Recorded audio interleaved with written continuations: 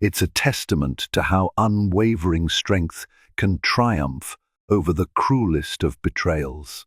Stay tuned for an unforgettable journey filled with love, deception, and shocking revenge. Sophia Lewis-Patterson was never the type to hog the spotlight. In her early 30s, she boasted a quiet confidence and radiant kindness that captured people's hearts more effectively than any flashy entrance.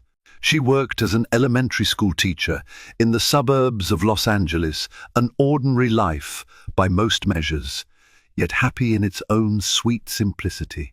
Married to Henry Patterson, a mid-level executive at a fast-growing tech startup, Sophia believed their life was set on a smooth, predictable course. For years, Henry had nurtured ambitions far grander than Sophia suspected. While she was content with a modest lifestyle, dates at local restaurants, cozy nights in with Netflix, and occasional weekend getaways, Henry dreamed of something else, rubbing elbows with the wealthy elite, luxury weekends in San Francisco, and forging connections with venture capitalists who would someday invest in his wild ideas. He saw himself as a future mogul, a name that might appear alongside the likes of Mark Zuckerberg or Bernard Arnault. Their marriage had been stable, if not always passionate, until the day Sophia discovered she was pregnant. In the beginning, Henry was thrilled, or so Sophia believed. She thought a baby would bring them closer. After all, friends and family had assured her that a child could transform a marriage into something richer, deeper, and more meaningful. So she envisioned a cozy future, baby strollers, family dinners, matching pajamas for holiday photos. Yet beneath the surface, Henry grew restless. The looming responsibilities of fatherhood weighed on him, clashing with the lifestyle of lavish parties and social climbing he'd been privately pursuing. He didn't want to be tied down to a mortgage in the suburbs or a minivan in the driveway. This was not the life he'd planned.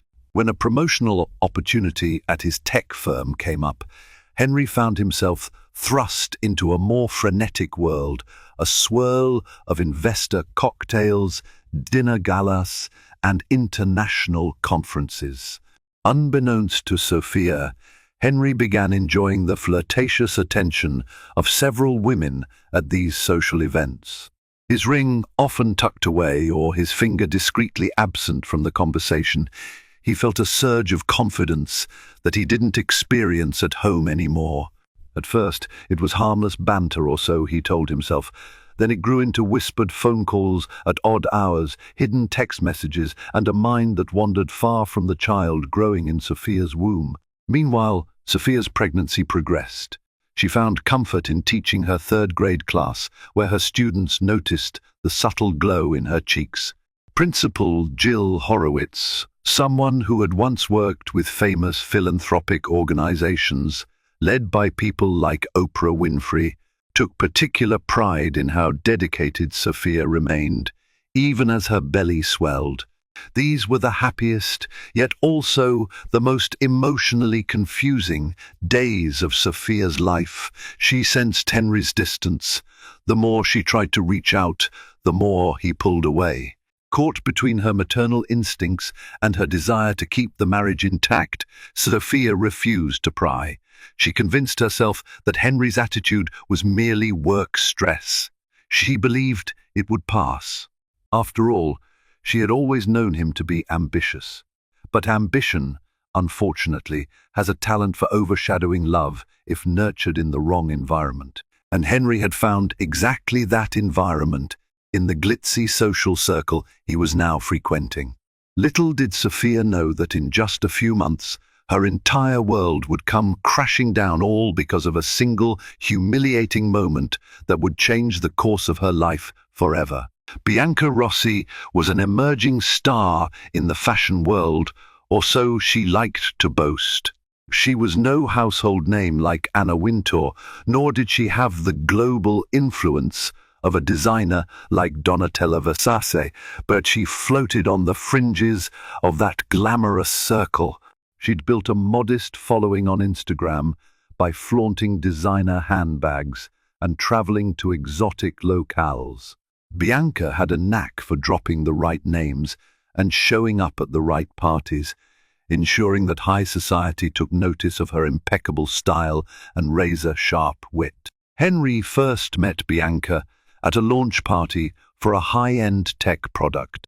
He was there to represent his company, but Bianca, a fashion consultant, seemed more interested in the wealthy men roaming the room than the products on display. She zeroed in on Henry almost immediately. With her slinky cocktail dress, towering heels, and bright red lipstick, she exuded an effortless confidence that made Henry momentarily forget about the ring in his pocket and the baby at home. They exchanged small talk at the bar, Henry boasting about his company's growth and the investments they were courting, Bianca hinting at her collaborations with up-and-coming designers. She claimed she was good friends with Kylie Jenner, though in reality she'd only once managed to snap a selfie with Kylie at a crowded La event. What she lacked in genuine connections, she made up for with a cunning ability to present illusions of grandeur. Over the next few weeks, Henry and Bianca started meeting in secret. Bianca was every bit the whirlwind of glamour that Henry craved. She introduced him to exclusive parties, invited him along to sample sales where one could snag a Fendi bag at a fraction of retail price, and whispered sweet nothings in his ear about the unstoppable success she believed him destined for. Henry, starved for validation, fell headlong into this affair without considering the emotional wreckage it would leave at home. Whenever Henry would return late at night smelling of expensive perfume, Sophia's stomach knotted. She worried that something was amiss, but Henry always had an excuse. Work meeting, client dinner. "You should rest," he'd say, kissing her forehead. "You're pregnant. I don't want you stressing out." She complied, trusting him because trust was all she had ever known in her relationship. But as Sophia's belly grew, Bianca's demands on Henry's time grew too. She nagged him to show her off in public, to come to her events, to dine at upscale restaurants. Henry, however, was reluctant to appear openly attached to Bianca, fearing gossip would spill into his professional life. Bianca, desperate for more attention, invited Henry to a runway show featuring an emerging designer that she claimed was on the verge of blowing up. It would be a perfect chance for Henry to expand his network, Bianca insisted. Henry agreed to attend, but only if he could bring a friend from the tech world to legitimize his presence. He didn't mention Sophia at all. He was terrified that if Bianca found out he was married and soon to be a father, the drama might drive her away. But ironically, it was Bianca's own arrogance that would expose Henry's double life in the most humiliating fashion, quite literally. The day of the fashion show arrived, a bright Sunday afternoon on Melrose Avenue. The designer was hosting the show in a repurposed warehouse with graffiti-splashed walls, blending edgy street art with high fashion. Models strutted in avant-garde outfits while music pounded through the loudspeakers. Henry felt out of place and electrified all at once. This was Bianca's turf, glamorous, chaotic, and full of fleeting opportunities to impress the right people. Bianca had insisted on wearing a figure-hugging black dress with diamond-studded accessories that glinted whenever the spotlight found her. She'd introduced Henry to various designers, stylists, and social media influencers, flaunting him as a promising tech genius. Henry basked in the flattering introductions. For a moment, he felt unstoppable. It was here, amid the swirl of champagne and camera flashes, that Henry's two worlds collided. Sophia, who had heard from a mutual friend that Henry might be at this event, decided against her better judgment to surprise her husband. She thought perhaps if she dressed up nicely and showed support for Henry's new social circle, it might bring them closer. So she slipped into the best outfit she could comfortably wear while pregnant. A loose-fitting maternity dress she'd found on sale at a local department store. It wasn't Chanel or Dolce and Gabbana, but it was the best she could afford, and it made her feel confident enough to step into a world she'd never known. When Sophia arrived, the show was in full swing. She navigated the crowd, looking for Henry. Eventually, she spotted him standing next to a stunning woman she immediately recognized from Instagram, Bianca Rossi. The two of them looked far more intimate than mere acquaintances. Confused and anxious, Sophia approached. At first, Henry froze. His eyes darted around, searching for an escape. Bianca, clueless about who Sophia was, offered a polite smile. That smile evaporated when Henry hesitantly introduced his visibly pregnant wife, stumbling over his words. Bianca blinked in shock. Her gaze drifted condescendingly down to Sophia's discount maternity dress, plain, floral printed cotton that clung to Sophia's expanded belly. Unable to contain her scorn, Bianca let out a derisive laugh. "Oh, so this is your wife," she drawled, her tone dripping with irony. "I didn't realize you were married. And pregnant too. Interesting choice of outfit, sweetie." Her laughter was sharp, echoing above the music. Heads turned. People around them paused to watch the exchange. Sophia felt the heat of humiliation rise from her stomach to her cheeks. Tears stung her eyes, but she tried to maintain composure. Henry, caught between horror and guilt, mumbled something about needing to talk in private, but the damage was done. Dozens of eyes had witnessed this excruciating moment. The runway lights seemed to spotlight Sophia's heartbreak, magnifying it for everyone to see. At that moment, Sophia realized that not only was her husband having an affair, but also that this mistress was mocking her for the simplest of things, her clothes, which symbolized her entire identity at that moment, a practical mother-to-be. Mortified, Sophia turned on her heel and hurried out, tears streaming. She didn't wait for Henry to follow. In a single scathing laugh, Bianca had stripped away all illusions of marital security. That laughter would echo in Sophia's mind long after she left the venue, fueling a transformation that would eventually shock even the cruelest skeptics. The aftermath of that humiliating encounter was immediate and painful. Sophia spent the next week in emotional limbo, replaying the scene over and over in her head: the unforgiving lights, Bianca's mocking smile, Henry's disloyalty. She could barely eat, her stomach roiling with anxiety and heartbreak, but she forced herself to be calm for the baby's sake. At least at school, her students and colleagues offered a sense of normalcy. Principal Horowitz, noticing Sophia's distress, encouraged her to take a few days off, but Sophia insisted on staying, finding solace in her students' bright faces. Henry's apologies flooded her phone in text messages and voicemails. He tried to come home earlier, attempted to look remorseful, but it was too late. Even if his tears were genuine, Sophia couldn't unhear Bianca's scornful laugh, or the unspoken truth that Henry was living a double life. Sophia allowed Henry to stay in the house for the sake of practicality. She was too pregnant to manage an abrupt separation on her own, but she made it clear she wanted emotional distance. In a moment of desperation, Henry agreed to end things with Bianca. He blocked her number, or so he said, yet deep down, Sophia felt the severed trust might never be restored. She contemplated every path, from moving to a different city to filing for divorce as soon as the baby arrived. But there was a gentle part of her still hoping, however foolishly, that Henry might change. The tension at home grew unbearable. Dinner was a silent affair, with Sophia focusing on her meal and Henry occasionally looking up, searching for any sign of forgiveness. Sometimes he'd sigh and say, "I'm sorry, Soph," but the words rang hollow.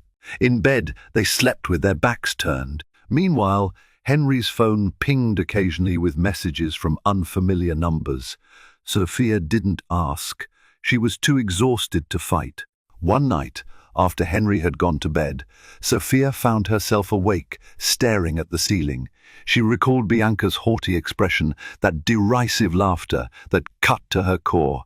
Her entire identity felt reduced to the frumpy, pregnant wife. She realized her own vulnerability. She'd let Henry's ambitions overshadow her own sense of self. She was no fashion icon, but that didn't give anyone the right to mock her. The more she thought about it, the more she felt a rising indignation at the humiliation, not just the affair. The next day, she opened her laptop and began researching. She learned about maternity fashion lines, about the behind-the-scenes workings of apparel companies. She even discovered how smaller brands sometimes went bankrupt or got bought out. The spark of an idea began to form. She hadn't the faintest clue how to start a business, let alone break into fashion. But she had one big advantage.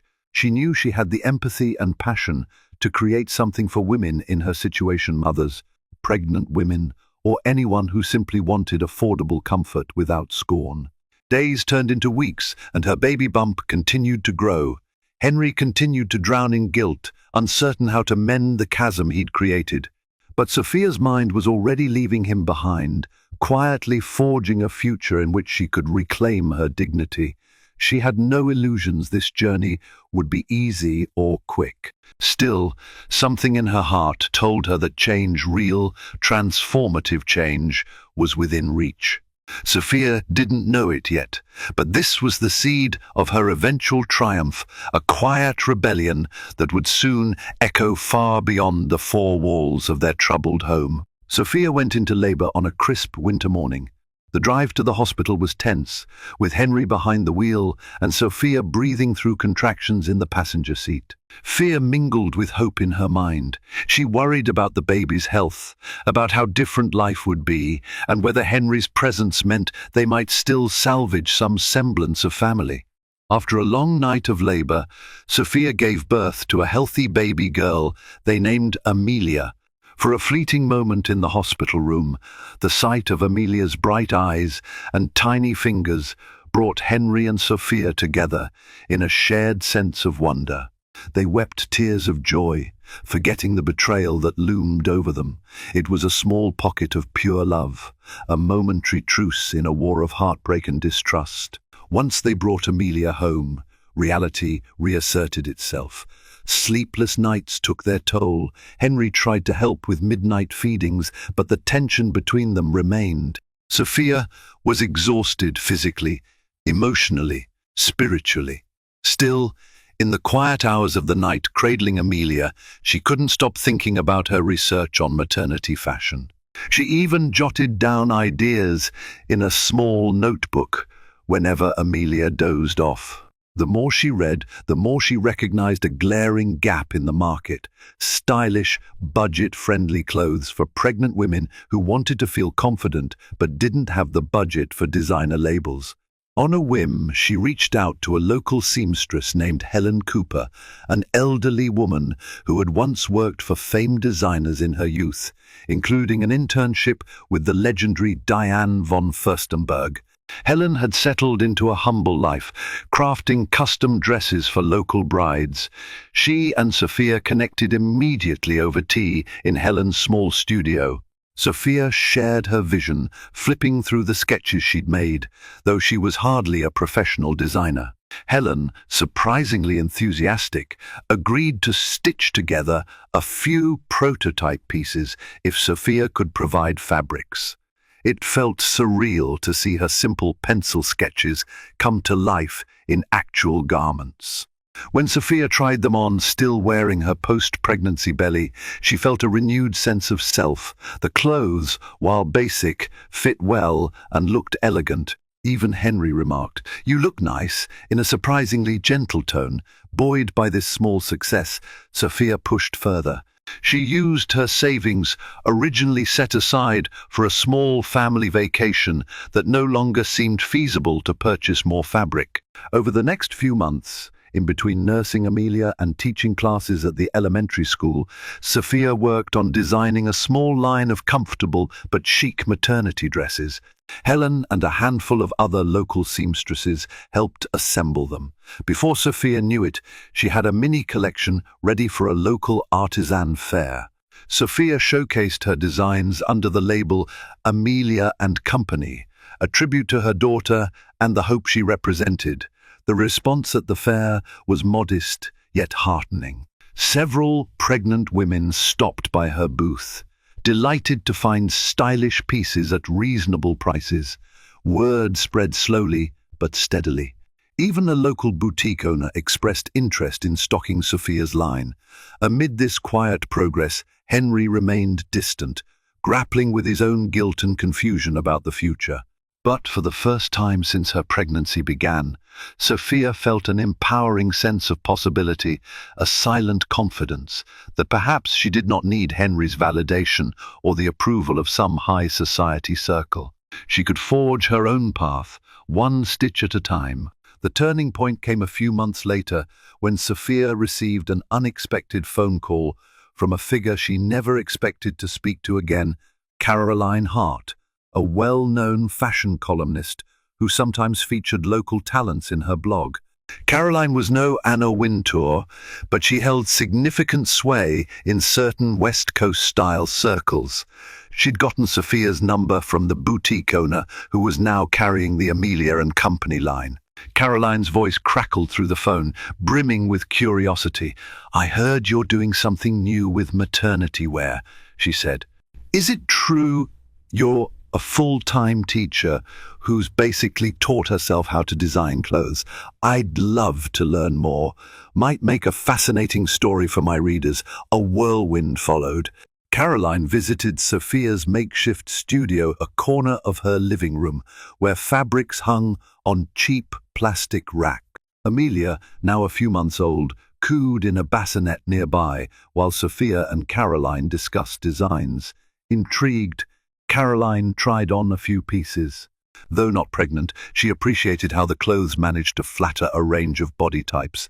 "Your aesthetic is so refreshingly unpretentious," Caroline mused, jotting notes in her phone.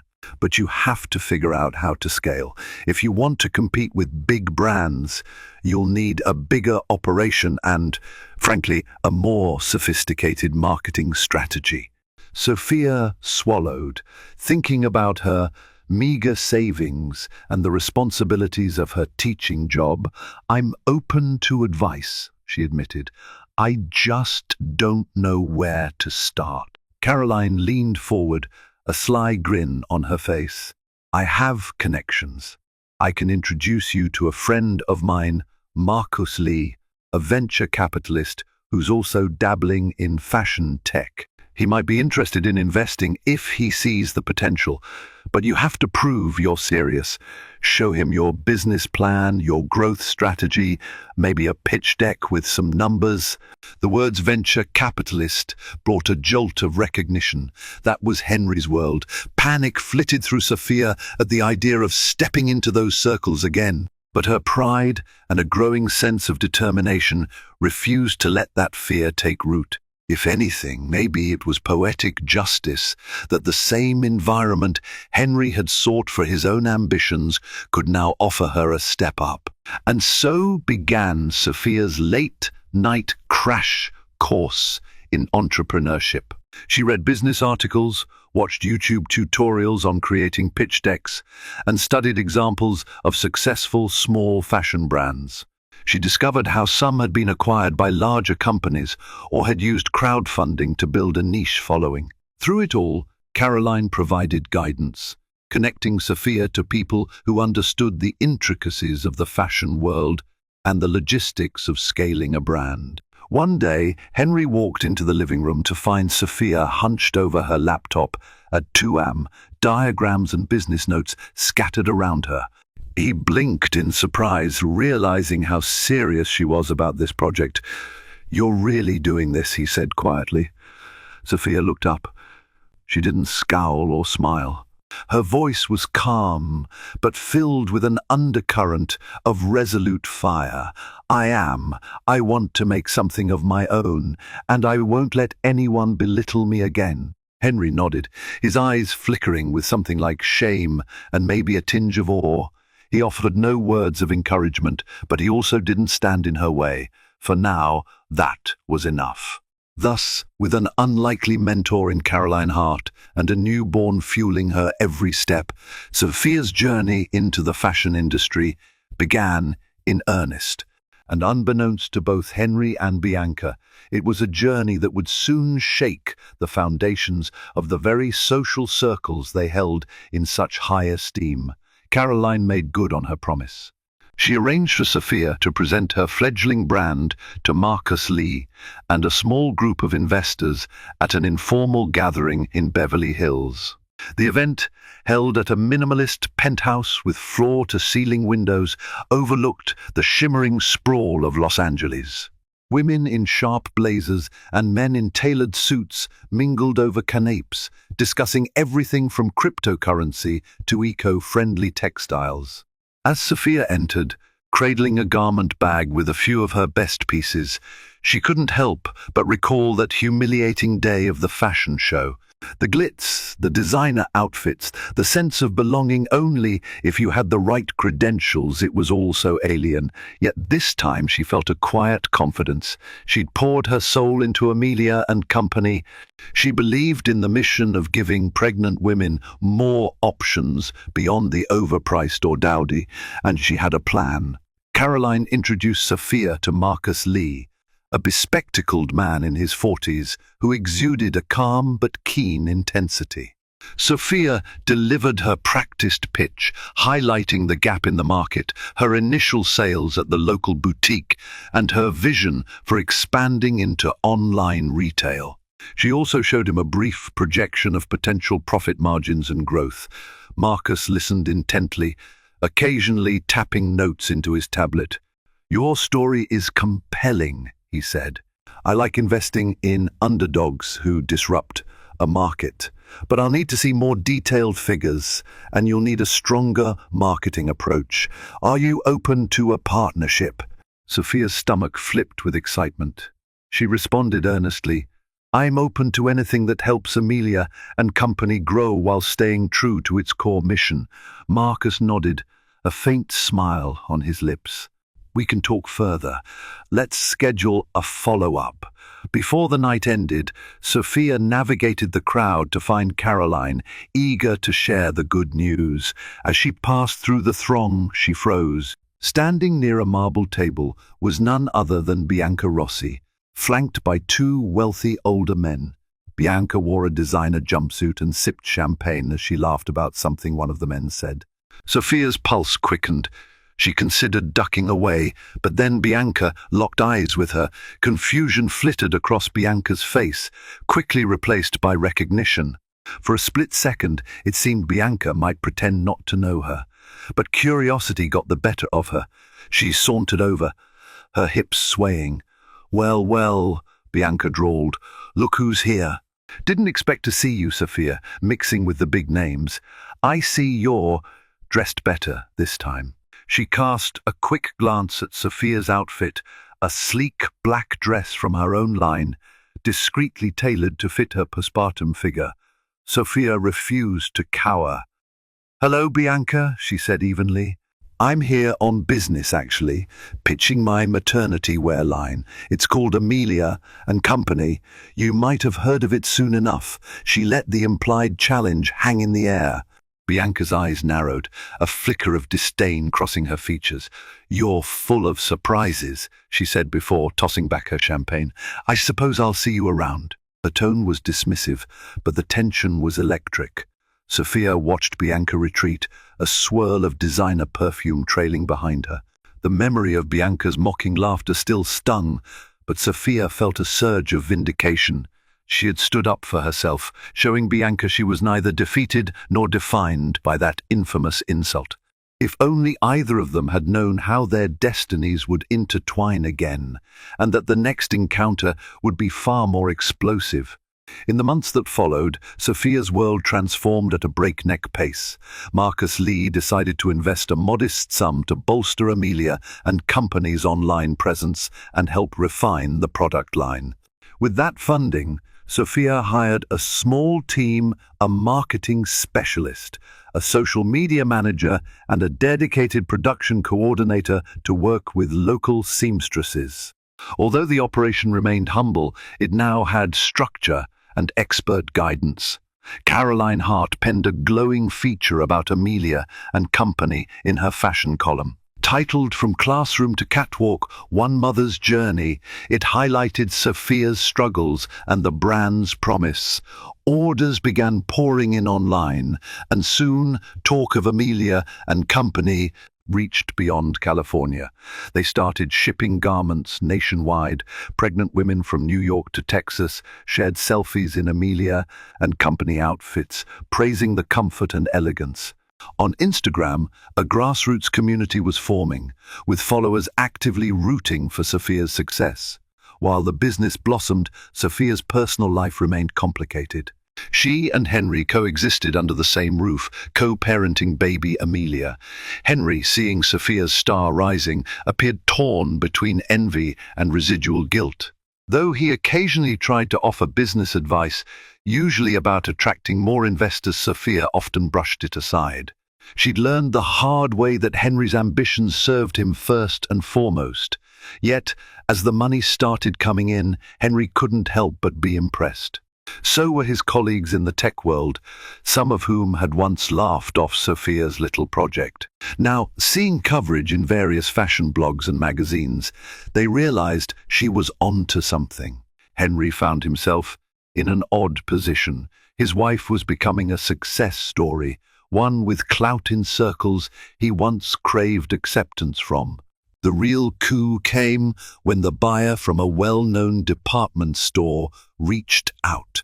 She'd seen a piece about Sophia's line in a parenting magazine and was interested in placing a large order for their maternity section. It was a dream deal for any emerging brand.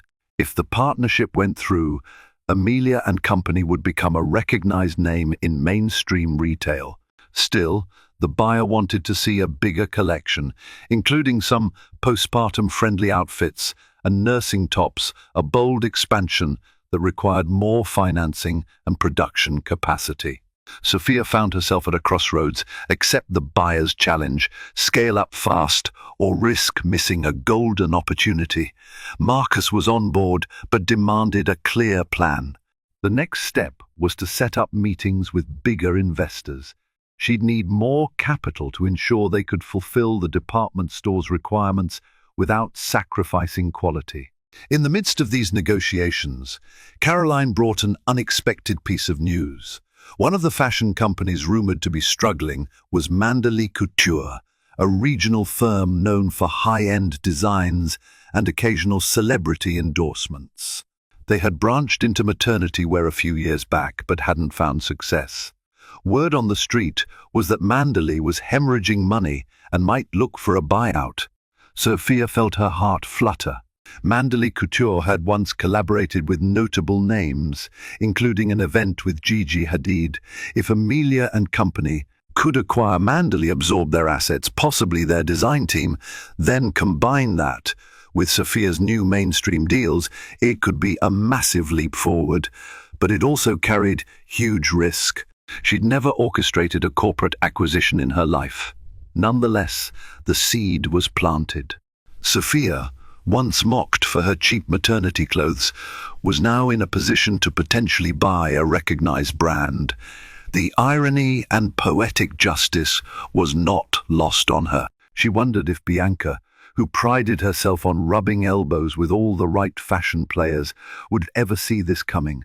Sophia's negotiation with Manderly Couture began quietly. Through Caroline's connections, she was introduced to the CFO, who confirmed the company's dire financial state. They were on the hunt for a lifeline, and while they were initially skeptical about partnering with a smaller brand, Sophia's investor backing and rising clout made them consider the possibility more seriously. A combined Amelia and Company Manderly brand could potentially cater to both high-end and affordable segments, bridging an unusual but potentially profitable gap in the market. Simultaneously, Caroline recommended a corporate lawyer named Vanessa Burke, who had worked with many startups and established designers alike, including Rihanna's early Fenty ventures. Vanessa guided Sophia through the legal intricacies of mergers and acquisitions, drafting preliminary offers and analyzing Manderly's finances. The more Sophia learned, the more daunting the task seemed, but something in her refused to back down. The memory of Bianca's humiliating laugh still lingered like a ghost. One evening, after putting Amelia to bed, Sophia was reviewing acquisition documents when her phone buzzed. It was Henry, who was out at a networking dinner. She hesitated, still not fully trusting him, but answered anyway. "I ran into Bianca tonight," Henry said abruptly, his voice breathy with nerves. "She's apparently doing consulting work for Manderly Couture, helping them rebrand or something." He exhaled. "She mentioned she heard rumors of an upcoming buyout." "I didn't say anything, but, Soph, it looks like you two might end up crossing paths again, especially if you go through with acquiring Manderly." Sophia's heart pounded. She'd avoided direct confrontation with Bianca since that night at the investor event. Now, the woman who had mocked her was poised to become part of the company Sophia intended to buy. "Thanks for the heads up," she said coolly. "I'll handle it." And handle it she did. At the next meeting with Manderly's board, Bianca Rossi was in attendance, listed as an independent consultant. She walked into the conference room at a downtown La high-rise, wearing a crisp white blazer and designer stilettos, her expression immediately souring upon seeing Sophia. For a moment, time seemed to freeze. The tension was palpable as the men and women around the table exchanged curious glances. Bianca, regaining composure, plastered on a professional smile. "Good afternoon, everyone," she greeted. Turning to Sophia, she said in an almost sugary tone, "Sophia, how interesting to meet again under these circumstances." Sophia met her gaze without flinching. "Yes, quite the turn of events," she replied, smiling back. "Shall we begin?" The meeting was a roller coaster of proposals, negotiations, and strategic talk. Manderly's executives were eager to see the specifics of Amelia and company's plans for expansion. Sophia maintained her composure throughout, carefully outlining how she envisioned the merged brand capturing both luxury and affordable segments of the maternity market. Bianca, seated at the far end of the table, asked pointed questions, clearly probing for weaknesses, but Sophia had done her homework. With Vanessa Burke at her side, she responded to every inquiry with calm precision. Still, Bianca radiated hostility. Once the meeting concluded, she cornered Sophia in the hallway. "I don't know what your angle is," she hissed, "but don't think for a second I'm going to let you waltz in and ruin everything I've worked for at Manderly." Sophia regarded Bianca's perfectly made-up face, recalling how once upon a time she had been intimidated by such a woman, but she no longer feared the sneers or the cruelty. In a measured tone, she said, "I'm not here to ruin anything, Bianca. I'm here to do business. If your contributions to Manderly are valuable, then your role should remain secure. But if you think insulting me again will scare me off, you've severely underestimated me." She turned and walked away, heels clicking confidently on the polished floor. A wave of triumph swept over her as she left Bianca standing there, speechless.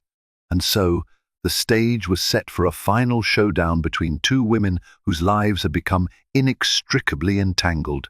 The acquisition was on the horizon, and the next few weeks would determine the fate of Manderly Couture and whether Sophia would finally get the justice she deserved.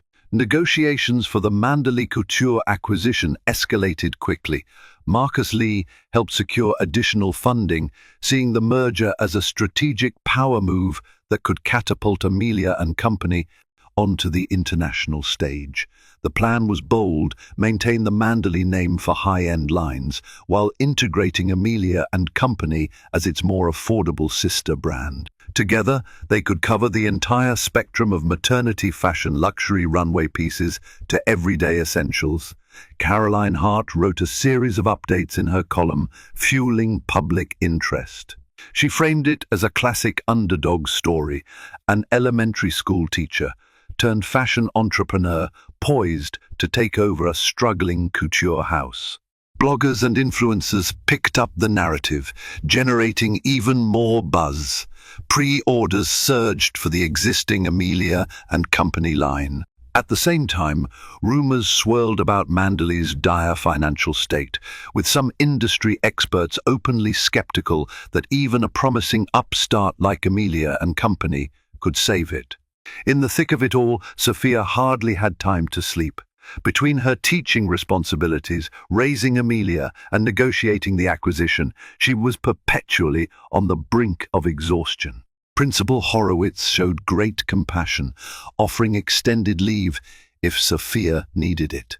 But Sophia clung to her teaching job, finding solace in the routine and the students who didn't care about corporate deals or vengeful mistresses. Meanwhile, Henry hovered at the edges. He occasionally offered to watch Amelia so Sophia could attend late-night meetings, a gesture she accepted for practicality's sake. Their relationship remained strained. They hadn't slept in the same bed for months. But now, even Henry began to see that Sophia's ambition matched, if not surpassed, his own. In some ways, he admired her newfound strength. Still, his guilt lingered. Sometimes he caught Sophia in quiet moments, feeding Amelia in the nursery or reviewing financial documents, and he wished he could rewind time. Finally, the big day arrived, the official signing of the acquisition contract. The ceremony was set for a morning in a downtown law office, a modest affair with just the essential parties present. Manderly's CFO and board members, Sophia and her lawyer Vanessa, and Marcus Lee. Bianca, in her role as a consultant, was conspicuously absent from the official signatories but was hovering around. She paced in the corridor, occasionally shooting icy glares through the glass walls. The formalities took hours, with each page scrutinized, initialed, and stamped. When the last signature was penned, the CFO shook Sophia's hand. "Congratulations," he said with genuine relief. "Welcome to Manderly Couture." Sophia smiled, allowing herself a rare moment of satisfaction. "Thank you. I hope we can bring the brand back to its former glory, and then some." As they began packing up, Bianca stormed in, her face contorted with outrage. "You can't just come in here and take over," she hissed at Sophia, ignoring the others. "I built trust with these people. I introduced them to valuable clients. My relationships are what kept them afloat until now. And you think you can just wave your pen around and own it all?" Sophia squared her shoulders. "I'm not taking anything away from you, Bianca. This deal was made to save Manderly. If you've truly contributed, you have nothing to fear." Bianca's eyes blazed. "I won't let you humiliate me." Sophia held her gaze, calm as still water. "I'm not the one who humiliated you, but I remember how you treated me. I remember you mocking my clothes, my pregnancy. So let's be clear, I won't be bullied again, ever." With that, Sophia turned on her heel, signing documents in hand, surrounded by her team.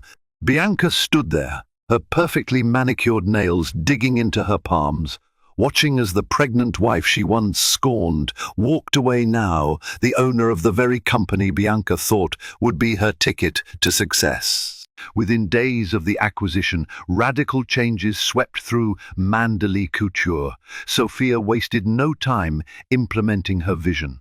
The expensive, rarely profitable lines were scaled back, while a new emphasis was placed on practical yet stylish maternity pieces inspired by Amelia and Company's best sellers. Some of Manderly's long-standing employees grumbled, initially fearful of losing the luxury reputation, but many also recognized the brand needed a drastic shift to survive. The tension between Sophia and Bianca became an open secret. Bianca's role as a consultant depended on the board's decision, which was now heavily influenced by Sophia. Some expected Sophia to fire Bianca on the spot, but she didn't. Whether it was out of caution, strategy, or a desire to demonstrate fairness, she let Bianca stay on a short-term contract. Bianca was tasked with forging partnerships with high-end clients and leveraging her influencer connections. Despite her personal animosity, Bianca was, after all, well connected within certain circles. Yet Bianca's resentment festered. She maneuvered behind the scenes, whispering to top designers and potential investors that Sophia's changes would degrade the Manderly name. She even met with Henry a few times, claiming she wanted to smooth things over. Henry, intrigued by potential new deals but still harboring guilt about the past, agreed to these meetings more out of curiosity than loyalty to Bianca. Little did he know that Bianca's plan was to exploit any lingering tensions to her advantage.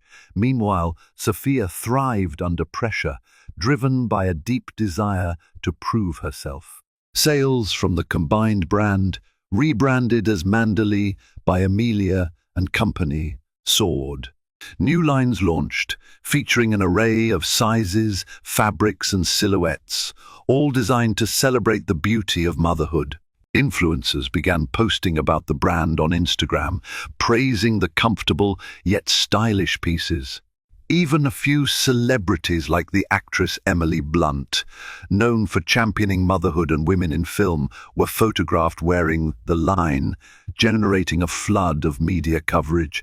One afternoon, Caroline Hart asked Sophia to join a roundtable discussion featuring prominent women in the fashion industry, including real-life heavyweights like Tory Burch and Rebecca Minkoff. This event, a highlight during Los Angeles Fashion Week, would give Sophia a massive platform to share her brand's mission. Overwhelmed by the opportunity, Sophia prepared meticulously, crafting talking points about her journey from elementary school teacher to fashion entrepreneur.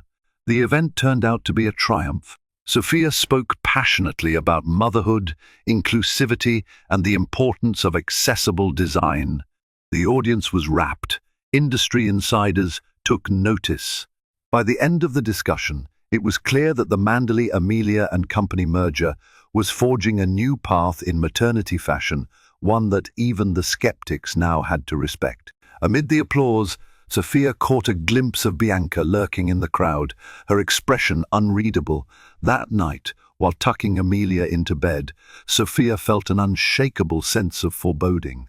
Success always came with enemies. She knew Bianca was still seething, and Henry's divided loyalties could be a ticking time bomb. Yet, for the moment, she let herself celebrate. She'd built something no one could mock as cheap or unworthy. She had faced down public humiliation, heartbreak, and betrayal, and now stood on a stage beside established industry names. The future felt wide open, but the final reckoning was still ahead, and it would be more dramatic than Sophia could ever anticipate. In a matter of months, Manderly by Amelia and Company skyrocketed to mainstream popularity, smashing quarterly revenue targets and garnering accolades from both business journals and fashion critics. Suddenly, Henry found himself overshadowed by his wife's meteoric rise. His own tech startup had hit a rough patch, losing a major investor to a competitor. Meanwhile, Bianca's manipulations behind the scenes proved fruitless. Employees at Manderly respected Sophia's authentic leadership, and many found Bianca's tactics distasteful. Desperate, Bianca tried one last ploy. She leaked rumors to fashion blogs that Sophia was exploiting pregnant women for profit, and that the brand's so-called affordable prices still had high markups. The rumor caused a brief stir, but Sophia addressed it head-on, with full transparency about the brand's manufacturing costs and fair labor practices. With that, Bianca's credibility plummeted. Faced with the undeniable success of the new lines, the board didn't renew her contract. She was effectively exiled from the company she'd hoped to claim as her domain. A week later, Henry's tech startup collapsed. Unable to secure emergency funding, he faced a personal financial crisis and turned to Sophia in a last-ditch plea for help. "Soph, I know things have been horrible between us," he said, his voice trembling with humiliation, "but I'm broke. I can't pay my own bills. Can you lend me some money until I get back on my feet?" Sophia regarded him with a mixture of pity and detachment. Once, she would have done anything to save him her husband, the father of her child. But that was before the betrayal. She'd grown into a woman who understood her worth. I'll make sure Amelia's needs are always met. But as for bailing you out personally, I'm sorry, Henry. I have to think about what's best for my daughter and myself. Shattered, Henry could only nod. He moved into a friend's spare room, leaving the home to Sophia and Amelia.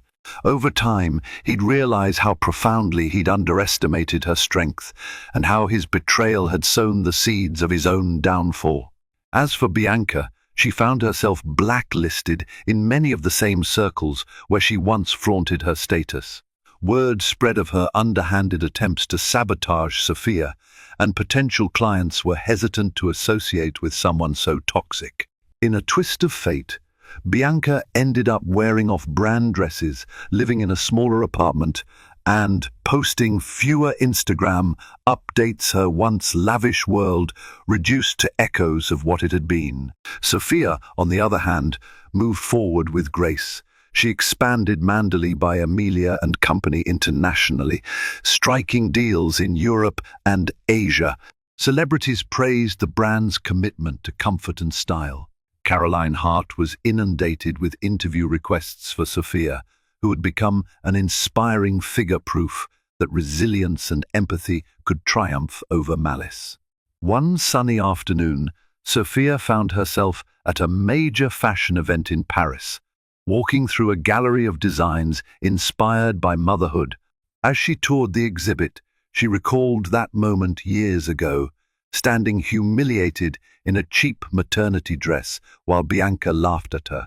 A wave of gratitude washed over her, gratitude for the journey, for the lessons learned, and for the karma that had come full circle. She glanced down at her phone, where a photo of Amelia, now a bubbly toddler, flashed on the screen. She smiled. The story that began with heartbreak had transformed into a powerful message. No one has the right to mock another's struggles, and sometimes the sweetest form of justice is simply living out your dreams. Sophia closed her eyes for a moment, inhaling the Parisian air. The past was behind her: Henry's betrayal, Bianca's ridicule, the sleepless nights of doubt. Here, in the City of Lights, she stood as the CEO of a flourishing fashion empire, a devoted mother, and a woman who had reclaimed her dignity. The karma was complete. Thank you for joining us on this dramatic journey of betrayal, resilience, and redemption. Sophia's story reminds us that what appears as a crushing defeat can become the catalyst for our greatest triumph. From enduring the scorn of a callous mistress to owning the very fashion house that once sneered at her, Sophia showed us the power of quiet determination. Her evolution from a humiliated wife to a formidable CEO proves that karma never forgets. Born to middle-class parents in suburban New Jersey, he had clawed his way to a scholarship at Harvard Business School. There he'd rubbed shoulders with future magnates, forging alliances that would later propel him to the top of the finance world. By age 32, Jonathan had founded Cole Capital Ventures, a private equity firm that specialized in distressed real estate assets, buying low, selling high, and weaving magic in between. His good looks and suave charm made him a darling of the business press. Forbes ran a feature titled Young Titan, Jonathan Cole's meteoric rise, capturing him in a tailored navy suit against the panoramic backdrop of New York City. In the interview, he praised mentors such as Warren Buffett for teaching him patience and Bill Gates for demonstrating philanthropy on a global scale. The crowning moment, though, was his picture-shaking hands with Elon Musk after a speculative investment in aerospace startups. Jonathan glowed with the certainty that he was destined for greatness. It was at a fundraiser in Central Park that he first met Alicia Martinez. She was a non-profit consultant with a passion for arts education. Where Jonathan's approach to conversation was slick and polished, Alicia's was empathetic and earnest. He found her refusal to be dazzled by his reputation oddly refreshing. She was there to talk about underfunded public schools, not hedge funds or leveraged buyouts. By the end of that charity walk, Jonathan had her phone number, and she had a curious spark in her heart. In 2 short years, they were married. Alicia's parents, humble owners of a small bakery in Queens, couldn't believe their daughter was wedding a man so frequently mentioned in the Wall Street Journal. But to Alicia, Jonathan wasn't simply the millionaire.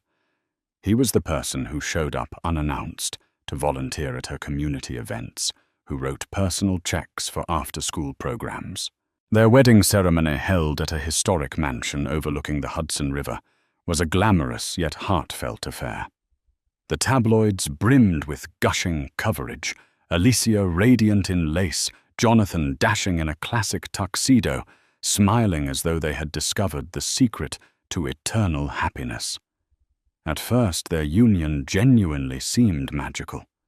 Jonathan declared that Alicia grounded him, tethered him to values he might have otherwise forgotten. She brought soul to his ambition. Life in the Cole penthouse sparkled with promise, lavish soirees for global dignitaries, altruistic ventures to build schools in underprivileged neighborhoods, and daily bursts of joy that only 2 people deeply in love could share. If only that bliss could have lasted. Life moved quickly in Jonathan's orbit. The success of Cole Capital Ventures brought new deals, new acquaintances, and inevitably new pressures. Over time, Alicia witnessed the subtle changes in her husband's routine. Invitations from the global elite poured in exclusive dinners with real estate mogul Mark Anderson, lunches at the Plaza with famed venture capitalist Lucy Goldstein, and hush-hush strategy sessions with foreign sovereign funds. While Alicia supported her husband's drive, she couldn't ignore the increasing cracks in his calendar or in his demeanor. He began coming home later, offering vague explanations about urgent meetings or unexpected negotiations. Alicia, ever understanding, reassured him that she respected his hustle. But then came the cancellations of their personal plans. A date to watch an off-Broadway show cancelled. A weekend getaway to the Hamptons postponed. Birthdays and family gatherings became second-tier priorities. The more she tried to reach him, the more she felt a certain emotional distance creeping in. Around the office, Jonathan was surrounded by loyalists and ladder climbers alike. One of them was David Lynn, his longtime friend from Harvard, and now partner at Cole Capital. David had witnessed Jonathan's evolution firsthand. He noticed subtle changes too, Jonathan's sharper edge during conference calls, the tension behind his charismatic smile during business pitches. Yet David trusted that a man as resourceful as Jonathan always had it under control. Among the staff at Cole Capital Ventures was also the bright and ambitious Veronica King.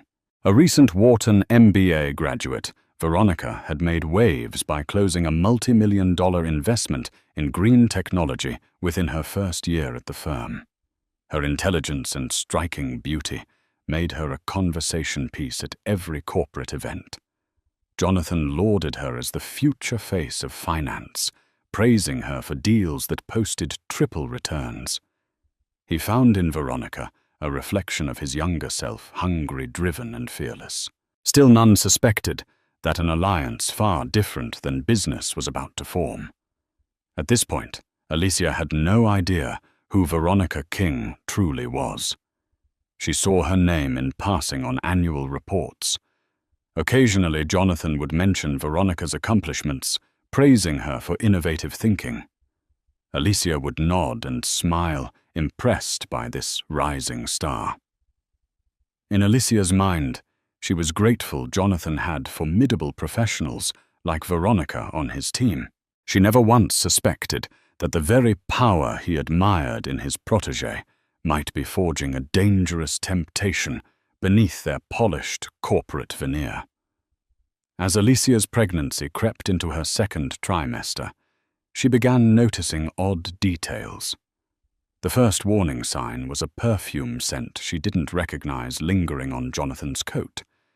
She asked him about it casually, and he brushed it off, probably from a handshake at some networking event.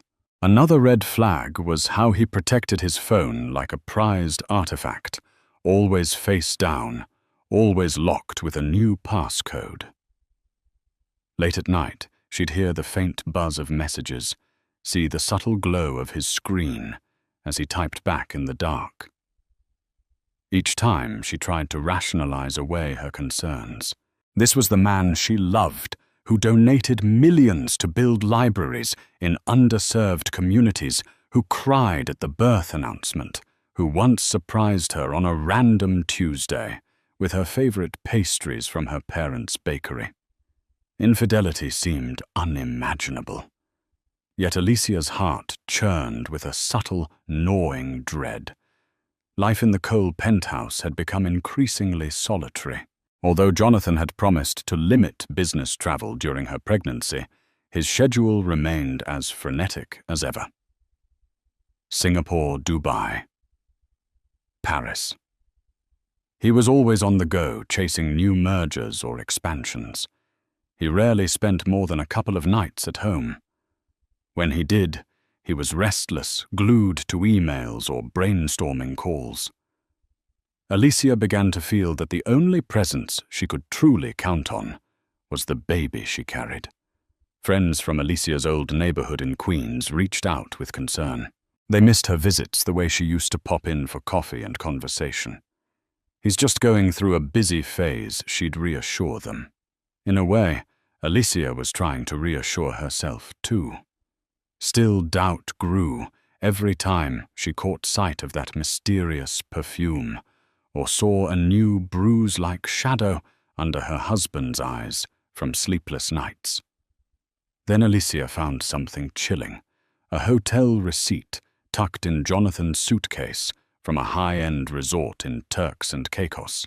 The date overlapped with a weekend he'd told her he was in Boston, closing a deal. She tried to confront him, but lost her nerve. Could she have misunderstood? Was it a courtesy booking for a client or staff? Her mind ran in circles, seeking a plausible explanation.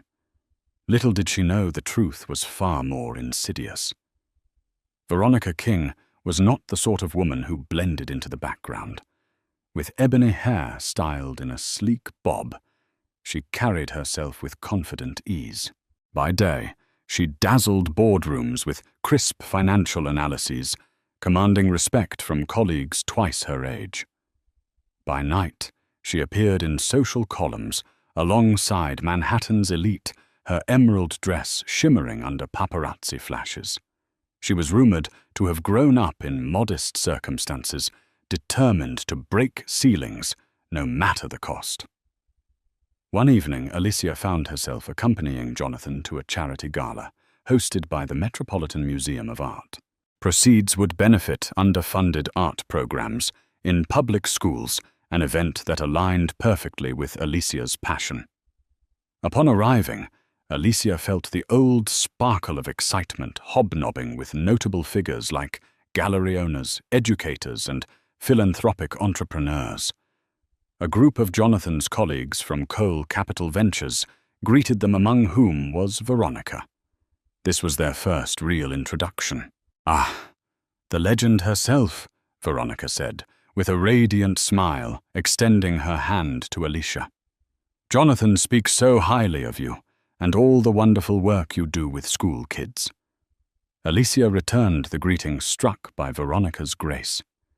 She was everything Alicia imagined a high-flying finance star, to be polished, assertive, exuding an air of subtle power. When Alicia mentioned her involvement in drafting new arts curricula, Veronica listened attentively, nodding as though she truly cared. The conversation was pleasant, even warm. Yet Alicia caught a flicker of something unspoken between Veronica and Jonathan, a shared glance that felt too intimate, too layered with private meaning.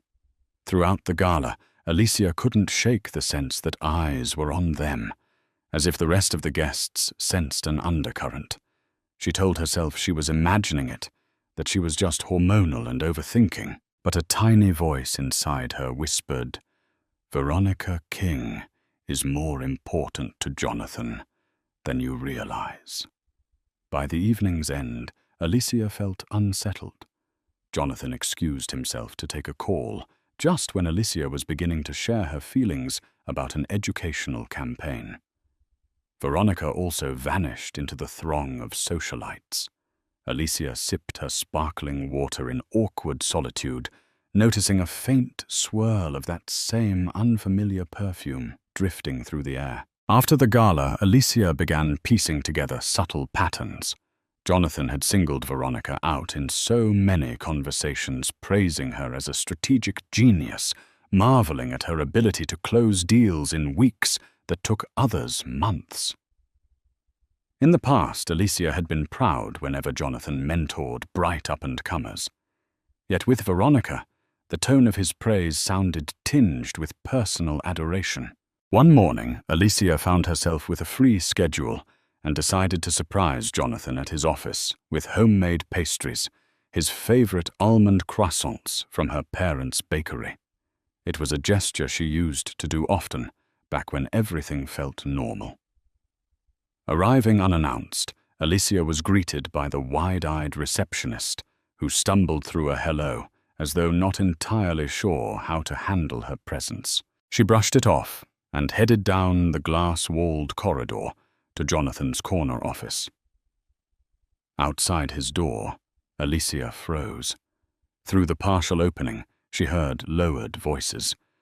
Jonathan and Veronica seemed to be in the middle of a heated discussion, but not in an angry sense, more like an emotionally charged conversation. Alicia didn't want to eavesdrop, yet she couldn't will herself to move. Then she clearly heard Veronica say, "We'll figure this out, Jonathan. I'm not giving up on you." A brief silence followed, and then Jonathan's voice, softer. "I know. Just not here." Alicia's heart hammered in her chest. She quickly retraced her steps and waited by the reception area, forcing a casual expression when Veronica exited the office moments later. Veronica paused in surprise upon seeing Alicia with the pastry box. "Oh, hi. I didn't know you'd be stopping by." Her voice carried an undercurrent of tension, though her face remained impeccably calm. Alicia's fingers clenched around the box as she managed a tight smile. Their brief exchange ended with Veronica slipping away in a swirl of designer perfume. Alicia approached Jonathan's office next. He greeted her with mild surprise and a forced grin. "Almond croissants, wow," he said, accepting the box. His eyes flicked to the door, as if confirming Veronica was gone. Alicia asked if he was all right, and Jonathan dismissed it as office stress. The entire moment felt like a carefully choreographed dance, with unspoken tensions swirling around them. That night, Alicia hardly slept, twisting the memory of Veronica's words over and over in her mind. "I'm not giving up on you." She remembered how intimate they sounded, like a promise between lovers rather than colleagues. Uncertainty blossomed, overshadowing even the joys of her pregnancy. She told herself she needed proof before leaping to conclusions that might destroy her marriage. Still, the seeds of suspicion had taken root, and the soil of her heart felt unbearably cold. Despite mounting worries, Alicia maintained her public smile as she accompanied Jonathan to another high-profile event, the annual City of Tomorrow Gala. Headlined by luminaries in real estate, tech, and philanthropy, it was a can't-miss affair for anyone jockeying for influence. Jonathan was especially eager to network with Tony McAllister, a legendary investor rumored to be launching a multi-billion-dollar fund. Alicia planned to share her vision for an educational project that integrated cutting-edge technology into underfunded schools, hoping to drum up philanthropic support. The venue was lavish, a 5-star hotel ballroom overlooking Central Park. Crystal chandeliers sparkled overhead, and violin music mingled with the hum of high-stakes conversation. Alicia wore a flowing cobalt gown, tailored to accommodate her growing baby bump. She felt both regal and uneasy, noting the stares from various acquaintances. She wondered if she was imagining the undertones of gossip in their voices when they greeted her. About an hour into the gala, Veronica King swept in, wearing a sequined emerald dress that seemed to catch every flicker of light. She joined Jonathan, who stood near a champagne fountain, exchanging pleasantries with Tony McAllister. Veronica's arrival sparked a shift in the air. Jonathan's posture straightened, and there was a palpable current of electricity as they spoke. Alicia approached, heart thudding. She joined the circle just in time to hear Jonathan praising Veronica. She single-handedly brought in an Indonesian sovereign fund for our latest project. Imagine what she'll do next year. Veronica laughed softly, thanking him, while shooting a quick, coded look in his direction. That fleeting glance felt like a secret confession. Tony McAllister then turned to Alicia, politely inquiring about her philanthropic interests. Seizing the opportunity, she shared her concept for bridging education gaps through advanced technology. Though Tony listened, Alicia sensed a general distraction in the group, as if her words were overshadowed by the silent drama swirling between Jonathan and Veronica. She pressed on regardless, determined to stand her ground. Partway through the evening, Alicia watched from across the ballroom as Jonathan and Veronica slipped out onto the balcony. Their silhouettes formed tense outlines in the moonlight. Alicia could almost feel the strain in their stances. When they returned, Jonathan was stone-faced, while Veronica looked tearful. The rest of the gala played out in a haze, Alicia's mind spinning with questions.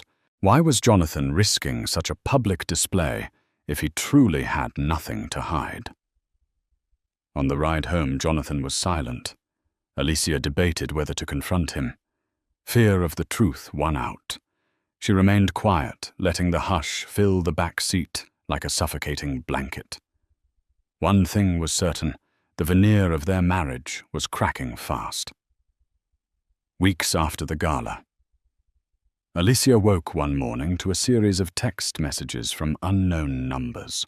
Each one contained the same cryptic statement: "You deserve better. Check your emails." Shaken, she logged into her personal email account and found an anonymous note with an attachment. The note read, "He's not who you think he is. Trust me, I work with them. This has gone on too long. You should know." Hands trembling, Alicia opened the attachment. Her eyes widened at what she saw. Screenshots of phone call logs, countless late-night messages and photos from Veronica King, all addressed to Jonathan. Some were innocuous, referencing business deals, but others were clearly personal phrases like, "Missing you last night was unforgettable and can't wait until we're alone again," leaped off the screen. A wave of shock crashed over Alicia. She felt like she was floating outside her body, watching herself shatter. She reread the messages, searching for any plausible explanation besides the obvious. Perhaps they were fabricated, or maybe there was some context missing. Yet the depth and frequency of the conversations were undeniable. Jonathan had been carrying on a secret affair with Veronica, and someone inside Cole Capital, or close to them, had decided to expose it. Through her tears, Alicia tried to remain rational. She recognized some of the timestamps. They aligned perfectly with nights Jonathan claimed to be overseas or tied up in emergency meetings. Worse, there were photos of the two at a private beach, Veronica in a sun hat, Jonathan leaning into her with a tenderness Alicia once believed was reserved only for their marriage. The date stamps matched the weekend he was supposedly in Boston. Alicia doubled over as waves of nausea seized her, uncertain if it was morning sickness or heartbreak. She clutched her phone, tears splashing onto the screen. The anonymous tip had obliterated any chance of maintaining her illusions. Betrayal now stood naked before her, leaving no room for doubt. She scrolled through the messages again, feeling her grief transform into rage. She was pregnant with this man's child, while he gallivanted with another woman behind her back.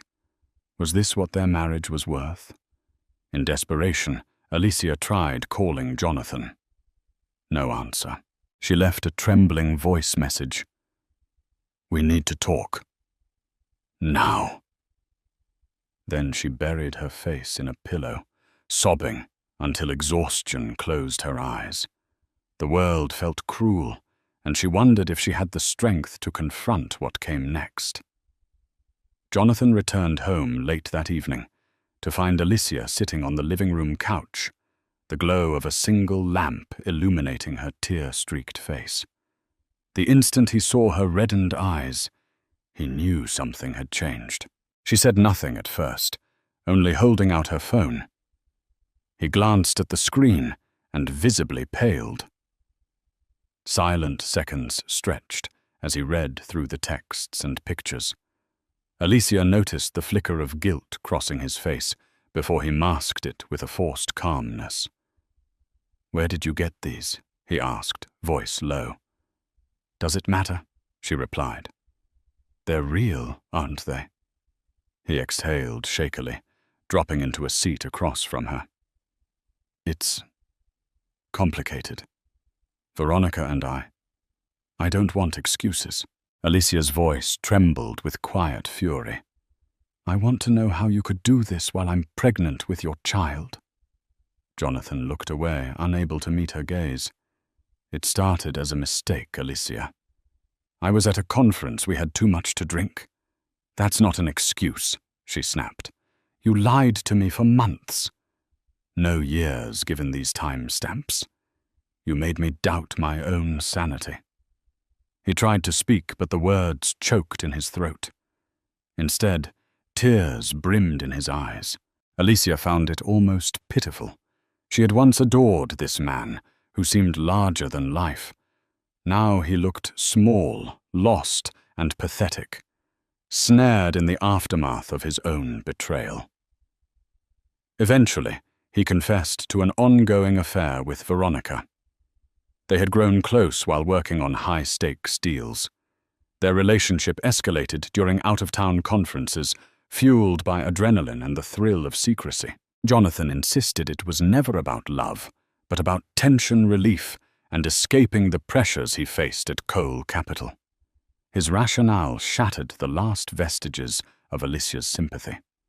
She pointed to her baby bump. "What about me? Your child. Did you ever think about the risk emotionally? Physically?" Jonathan attempted an apology, but the words felt hollow. Alicia erupted pent-up fury, spilling out in a storm of accusations. She recounted every suspicious sign she'd overlooked, how she'd supported his career, how she had endured him missing prenatal appointments. Underneath her anger lay a deep sadness for the life she thought they were building, a life that Jonathan had so casually betrayed. By the time the confrontation ended, Alicia felt emotionally gutted. Jonathan slept in his study that night, if he slept at all. She stared at her bedroom ceiling, tears soaking her pillow, wrestling with how to move forward. The next morning, she awakened to the knowledge that her heartbreak was only beginning, and so was Jonathan's downfall. In the days following Alicia's discovery, Jonathan scrambled to patch up his personal and professional worlds. He promised Veronica he would handle the situation, but that Alicia would always be his priority. He reassured Alicia that he would end the affair immediately, that he would do whatever it took to save their marriage. However, Alicia watched his panic with an air of detachment. Her trust in him was already shattered. Then came the social media explosion. One Monday morning, a popular finance gossip blog, The Street Whisperer, posted a scathing article, "Billionaire Jonathan Cole's Secret Affair, Exposed Exclusive Photos."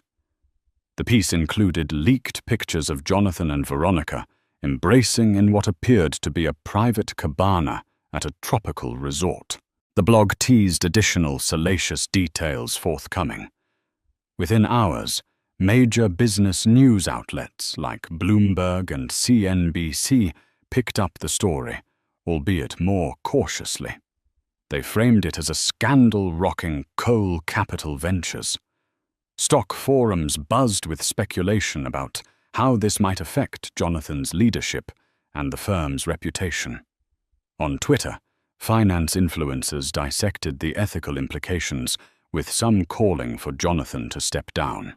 Jonathan's phone lit up with calls from board members, investors, and perplexed clients. Even Lucy Goldstein, who had once praised him for philanthropic endeavors, publicly condemned his distraction from the greater mission of ethical business. The timing was disastrous. He had been on the cusp of finalizing a massive investment partnership with Tony McAllister. Now everything was in jeopardy. Alicia, reading the news coverage with weary eyes, felt a surge of anger. She had never wanted a public scandal. She would have preferred a private reckoning. But now that the world knew, she felt oddly vindicated.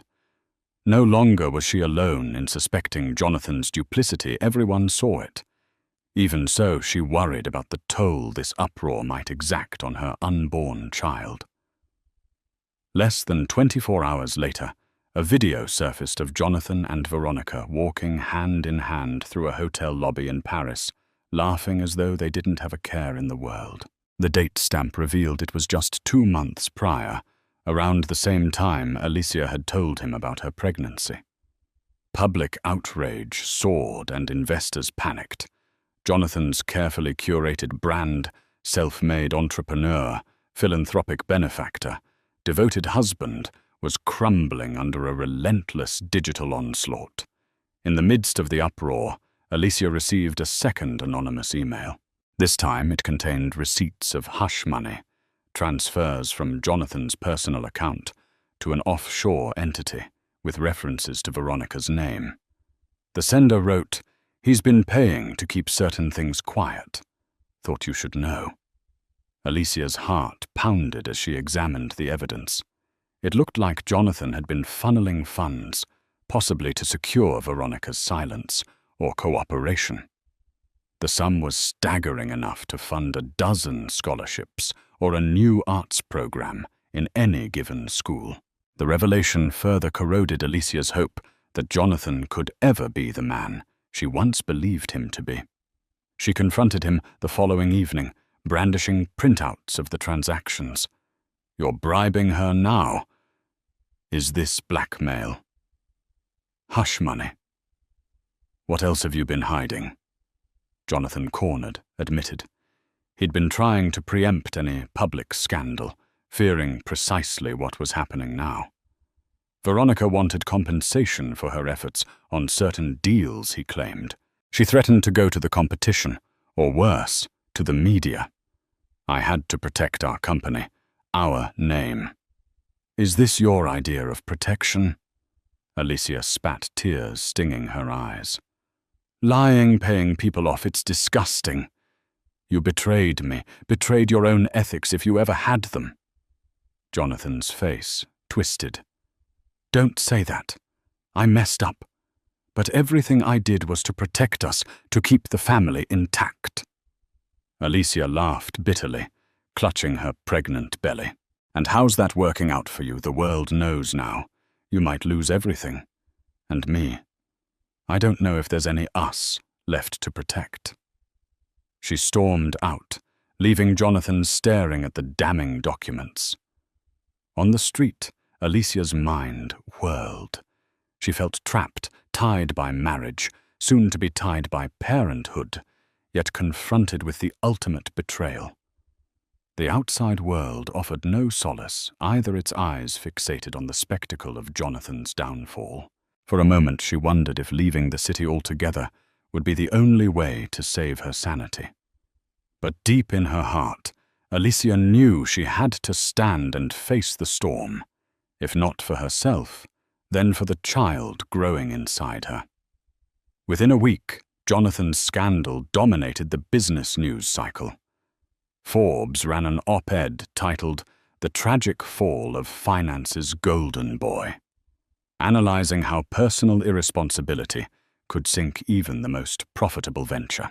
Share prices for coal, Capital Ventures nosedived, rattling the firm's board of directors and raising alarms among major investors. Social media took an especially brutal stance. Under the hashtag #CoalCollapse, thousands commented on Jonathan's hypocrisy, calling him a poster child for toxic corporate culture. Alicia's name also trended, though more sympathetically. Strangers on the internet expressed solidarity for a pregnant wife betrayed on a global stage. Some urged her to take him for all he's worth, while others championed her as a potential advocate for women wronged by powerful men. Within Coal Capital's walls, tension soared. The workforce split into factions. Some remained loyal to Jonathan, believing the scandal was a personal matter that shouldn't overshadow his accomplishments. Others blamed him for tarnishing the company's name, an act of negligence that jeopardized everyone's jobs. David Lynn tried to calm internal chaos, but rumors circulated that half the board wanted Jonathan removed. Veronica, for her part, took a leave of absence, claiming stress from the public harassment.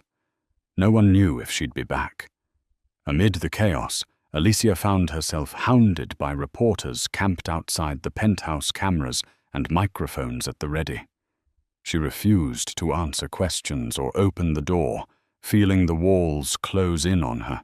Her phone buzzed with calls from tabloids, offering huge sums for an exclusive interview. She declined them all. Journalists even visited her parents' bakery, peppering them with invasive questions. Her mother, Lucia, called Alicia in tears, apologizing for not knowing what to do. Alicia felt a wave of guilt. Her private tragedy had become a public spectacle, and those she loved were collateral damage. Deep inside, a new resolve formed.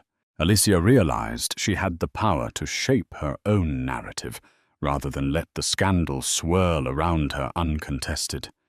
She was the wronged party, she had a voice, and if she spoke, the world would listen. Whether that voice would bring healing or further destruction, she didn't yet know. But she was done sitting quietly, while Jonathan's duplicity overshadowed her entire life.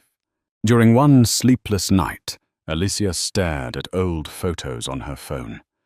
Her and Jonathan beaming at their wedding, her reading to children at the community center, him unveiling a giant check for a local library. The happy memories contrasted so sharply with the heartbreak she now endured. She felt betrayed not just by Jonathan, but by the entire facade of perfection they once presented. At some point, she scrolled through messages of support from friends, even strangers on social media. People urged her to fight to stand up for herself and her unborn baby.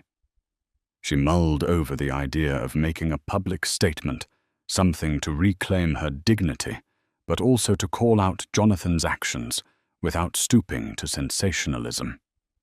Her phone pinged with a text from an unknown number. "I'm sorry for what you're going through. If you need a platform to share your side, we have your back." Signed, Anna Brooks, women's advocate today.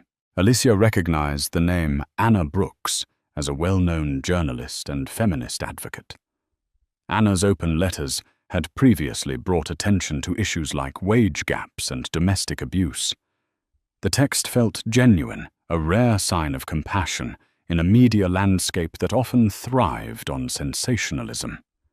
Alicia's heart pounded. Could she trust Anna to handle her story ethically? The next morning, Alicia called Anna. Their conversation lasted almost an hour. Anna listened without interruption, as Alicia spoke of her heartbreak, her isolation, and her fears for her future. She clarified that her aim wasn't to harm Jonathan's career out of spite, but to stand up for her own life and child. Anna offered to arrange a press conference, a controlled environment where Alicia could present her perspective. No tabloid spin, no paparazzi ambush. Alicia agreed, though the decision left her trembling with anticipation and dread. That afternoon, Alicia met with a lawyer who specialized in marital law. She wanted to understand her rights, especially with a baby on the way. While part of her considered divorce, another part still grappled with the love she'd once felt for Jonathan. The lawyer recommended caution, explaining how a public statement might influence settlement negotiations or custody issues. Alicia nodded gravely, fully aware that once she spoke publicly, there would be no going back. In just a few days, Anna Brooks secured a small event space in Midtown, not far from Times Square. The press invite was circulated discreetly among reputable journalists and media outlets. The announcement was simple: Alicia Cole, wife of Jonathan Cole, to make a statement regarding recent events. Despite the short notice, the event attracted major attention. Producers from major networks like CNN, MSNBC, and even BBC reached out, eager to broadcast the story of a betrayed wife taking a stand against her millionaire husband. Anna Brooks handled logistics, ensuring Alicia would have privacy to arrive and depart without being mobbed by cameras. In the background, Alicia's lawyer hovered uneasy about how the press conference might affect legal proceedings. Still, Alicia was resolute. This was her narrative to tell. On the eve of the press conference, Alicia worked on her statement in a quiet corner of her parents' bakery, inhaling the comforting scent of fresh bread. Her mother brought her a warm mug of chamomile tea, gently stroking her daughter's hair. "You'll do what's right," Lucia whispered, eyes filled with motherly concern. Alicia's phone buzzed with a text from Jonathan. "Please don't do this. We can fix it privately. Think of our child." She stared at the words, bitterness surging. She typed back, "It's too late for that. You should have thought of our child before you betrayed us." Then she turned off her phone, refocusing on the words she planned to read before the world. Inside her, a swirl of emotions raged: heartbreak, anger, but also an underlying sense of empowerment. She was no longer the supportive wife in the background of Jonathan's success story. She was stepping forward, pregnant and wounded, but ready to claim her truth. Whatever happened next, she promised herself she would be honest, not just for herself, but for all the women who had reached out, telling her to be strong. A brisk wind blew through Manhattan on the morning of Alicia's press conference. Cameras were already set up by the time she arrived, escorted by Anna Brooks. The modest venue could seat about 100 reporters, but more were spilling out the door, forming a crowd on the sidewalk. A hush fell as Alicia stepped onto the small stage, her baby bump subtly outlined beneath a black wrap dress. Anna stood beside her like a protective shield. Flashes lit the room. Alicia took a deep breath, heart pounding so loudly she feared the microphone would pick it up. She glanced at her note cards, then at the sea of expectant faces. She began, voice trembling at first. "Good morning. My name is Alicia Cole, and I'm here to speak about the scandal involving my husband, Jonathan Cole, and his affair with Veronica King. For weeks now, I've watched as this story has been told by tabloids, blogs, and the rumor mill. Today, I want to present the truth from my perspective." She paused, letting the weight of her words settle. "I have been married to Jonathan for 3 years, and we are expecting a child. I believed in him, stood by him, built a life with him. But I recently discovered, along with the rest of the world, that he was engaged in an extramarital relationship. I have read the same articles, seen the same images. They are devastating, especially given my pregnancy. Cameras clicked incessantly, capturing every flicker of emotion on her face. Alicia continued, her voice growing steadier. I do not share this to invite pity or to be a pawn in a public spectacle. I share it because women mothers deserve the truth when it comes to the integrity of the men we marry. And because I believe accountability matters, whether you're a private individual or a public figure who touts ethical leadership. She then revealed Jonathan's attempts to cover up the affair, even referencing hush money documents. Gasps rippled through the crowd. Alicia clarified, I stand here not to destroy Jonathan Cole, but to claim my future and the future of my child free from deception. I believe marriage is a partnership built on trust, and once that trust is broken so thoroughly, we must face the reality of what remains. With tears brimming, Alicia concluded, I'm asking for privacy and respect as I decide the next steps for my family. I'm grateful for the outpouring of support. My hope is that by speaking my truth, I can begin healing and perhaps encourage others facing similar betrayal to do the same. She stepped back from the podium, a trembling hush sweeping the room. Cameras zoomed in on her tear-streaked face as Anna guided her away. The press conference had lasted less than 10 minutes, but it was enough to ignite a media firestorm that would shake Jonathan Cole's empire to its core. The press conference footage went viral within hours, dominating TV headlines and flooding social media timelines. Clips of Alicia's trembling yet resolute voice played on a loop. Hashtags like #Alicia Cole and #Truth for women trended globally. Celebrity talk show hosts weighed in praising her bravery. Prominent women's advocacy groups hailed Alicia as a hero for publicly confronting the betrayal. Jonathan Cole, meanwhile, faced an immediate backlash.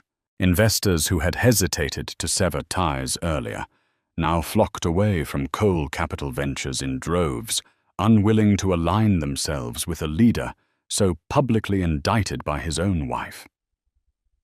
The firm's stock plummeted further. A joint venture with Tony McAllister was placed on indefinite hold. In a statement to the press, Tony cited concerns about leadership ethics and stability.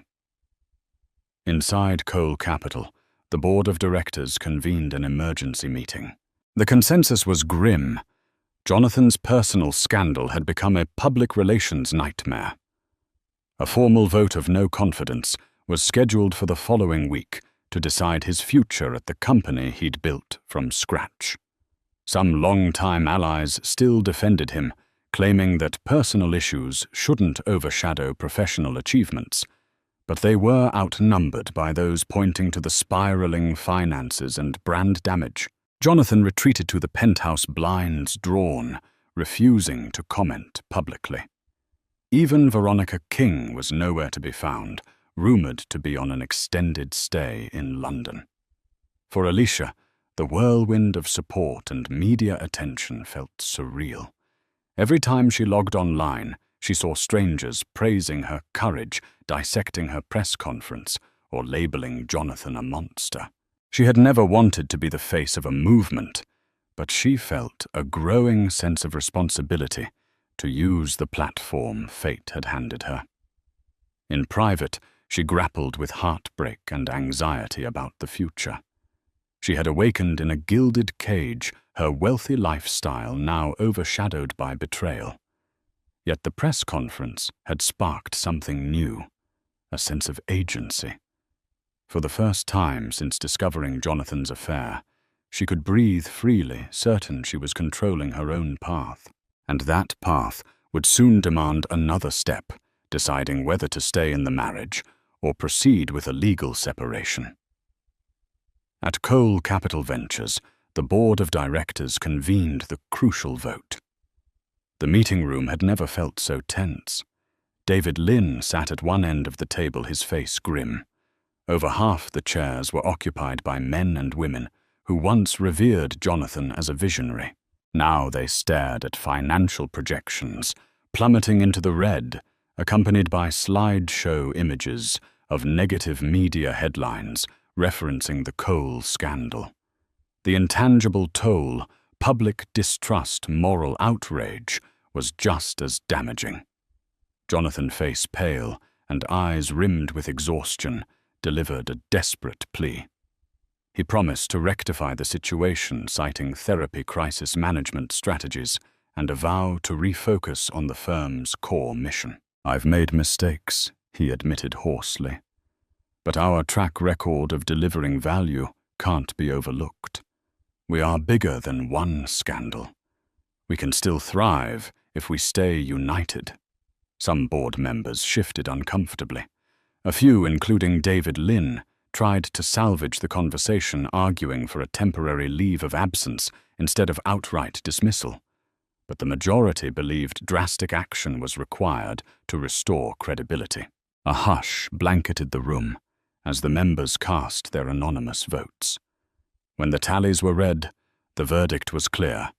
Jonathan Cole was removed as CEO, effective immediately. Tremors of shock rippled through the halls. Cole Capital employees, once starry-eyed by Jonathan's leadership, watched him clear his office with a mix of pity and muted anger. A caretaker CEO was appointed to stabilize the ship, focusing on damage control. David Lynn glanced at Jonathan with a sorrowful expression as security escorted him out. "I'm sorry, man," David whispered. "I tried to fight for you." Jonathan nodded wordlessly, clutching a box of personal belongings.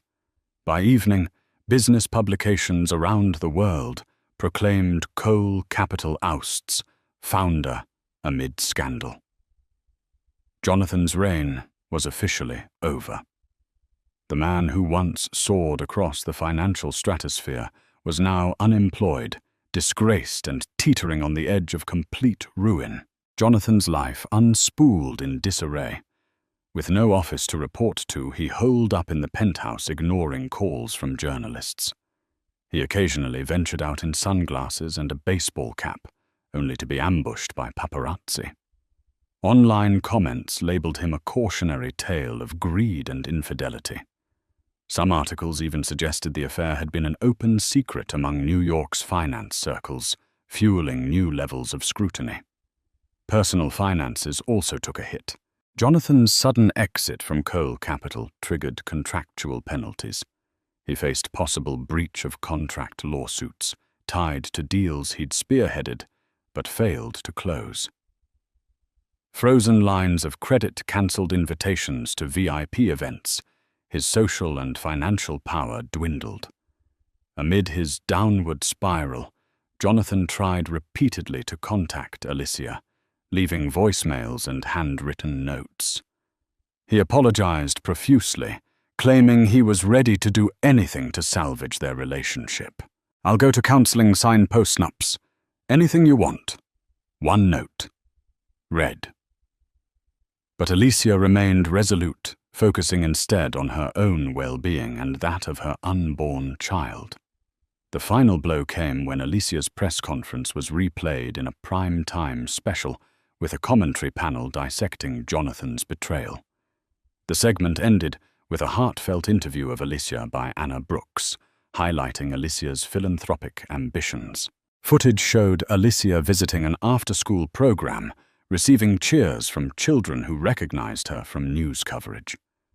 In that moment, the camera panned to Alicia's determined face, capturing her transformation from betrayed spouse to empowered advocate. Jonathan watched the segment alone, a half-finished bottle of scotch by his side. He saw how the public now regarded Alicia with admiration, a stark contrast to his own vilification. In a moment of clarity, he realized he was witnessing the rise of a woman who had once stood quietly beside him, someone he'd taken for granted. Shattered by regret, He continued drinking until the lights of the penthouse blurred into darkness. While Jonathan sank deeper, Alicia was busy forging a new path. Through Anna Brooks's media connections and her own philanthropic background, she organized a fundraiser for underprivileged schools. The event was set to be a smaller, more authentic affair than the high-gloss galas Jonathan once frequented. The proceeds would go toward bridging the digital divide in low-income neighborhoods, an initiative Alicia had championed long before the scandal. As the date approached, Alicia found herself gaining supporters from unexpected places. Tony McAllister, once interested in partnering with Jonathan, reached out privately. He expressed admiration for Alicia's courage and inquired if she'd accept a donation from his philanthropic foundation. She graciously agreed, grateful for the unwavering backing. Others in the business world, previously enthralled by Jonathan, now saw Alicia as an emerging figure with moral authority. Invitations to speak at leadership panels trickled in ironically, offering her the spotlight once promised to her husband. Meanwhile, Alicia took steps to secure her future. Working with a lawyer, she prepared for a potential divorce filing. She also met with a financial advisor, ensuring she understood the complexities of Jonathan's assets and any marital entitlements. Each step felt daunting, yet liberating, as she realized she no longer had to abide by the illusions of a perfect marriage. In a surprising twist, David Lynn approached Alicia discreetly. He apologized on behalf of Cole Capital, acknowledging that many within the firm admired her. "We know Jonathan's downfall was his own doing," David admitted. "We'd like to work with you in some capacity, maybe an advisory role on the philanthropic side." Alicia hesitated, uncertain about maintaining ties to an institution so entangled with Jonathan's betrayal. Still, she considered the possibility of effecting positive change from within. Days turned into weeks as Alicia balanced philanthropic planning, potential legal battles, and the emotional toll of pregnancy. Through it all, she maintained her composure, fueled by a sense of purpose. While part of her still grieved the betrayal, she also recognized a budding strength. Her identity was no longer solely Mrs. Jonathan Cole. She was Alicia Cole, a force in her own right. One brisk afternoon, as Alicia returned to her parents' bakery for a quiet meeting with donors, she found Jonathan waiting near the doorway, slumped against a lamppost. He appeared disheveled, unshaven eyes bloodshot, wearing a crumpled blazer. The sight startled her, stirring both pity and residual anger. "Please," he said, voice strained. "Just a moment of your time." She considered walking past him, but compassion nudged her to pause. She let him follow her inside, where they settled at a back table amid the comforting aroma of fresh pastries. Lucia glanced over worriedly from the counter, but respected her daughter's privacy. Jonathan exhaled shakily. "I've lost everything, my job, my reputation. I can't lose you too. I know I don't deserve forgiveness, but I'm begging you to give me another chance." Alicia felt tears prick her eyes, though she kept her composure. "Another chance to do what? You've lied to me, cheated on me, humiliated me publicly." He pressed a trembling hand to his forehead. "I know. I was an idiot. I was greedy, arrogant. The money, the power, it consumed me. Veronica was just a symptom of my own weaknesses." "That doesn't erase what you did," Alicia murmured. "It doesn't take back the night you were with her while I lay at home, excited to share baby news with you. It doesn't undo all the heartbreak." Jonathan lowered his head, tears slipping down his cheeks. Alicia recognized genuine remorse in his eyes, but she also knew it might be too late. "If you need me to sign anything," he whispered, custody agreements, child support. I'll do it. I just want to be part of the baby's life. The request struck a chord deep within Alicia. Their child deserved a father, but was Jonathan capable of the responsibility? She wrestled with conflicting emotions, the memory of happier times, and the fresh sting of betrayal. Finally, she said, I can't make that decision right now. I need time. But this much is clear. You have to deal with the consequences of what you've done on your own. Jonathan nodded, head bowed in defeat. Before leaving, he offered a small envelope, in case you want to reach me. That's my new number. Then he slipped out into the cold afternoon, a broken man, still clinging to a shred of hope. In the following weeks, Alicia immersed herself in planning her fundraiser, channeling her emotions into a cause that symbolized new beginnings. The event space was modest, a converted art gallery in Brooklyn, yet the atmosphere radiated warmth. Donors included local business owners, educators, and some philanthropic heavyweights. Alicia opened the evening by sharing her own story, not focusing on the scandal, but on the importance of forging a brighter future for the next generation.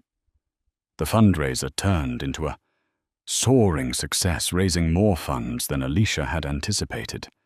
Attendees praised her vision, and media coverage highlighted her commitment to positive change, contrasting starkly with Jonathan's tarnished reputation. Standing at the podium, Alicia felt a rush of empowerment.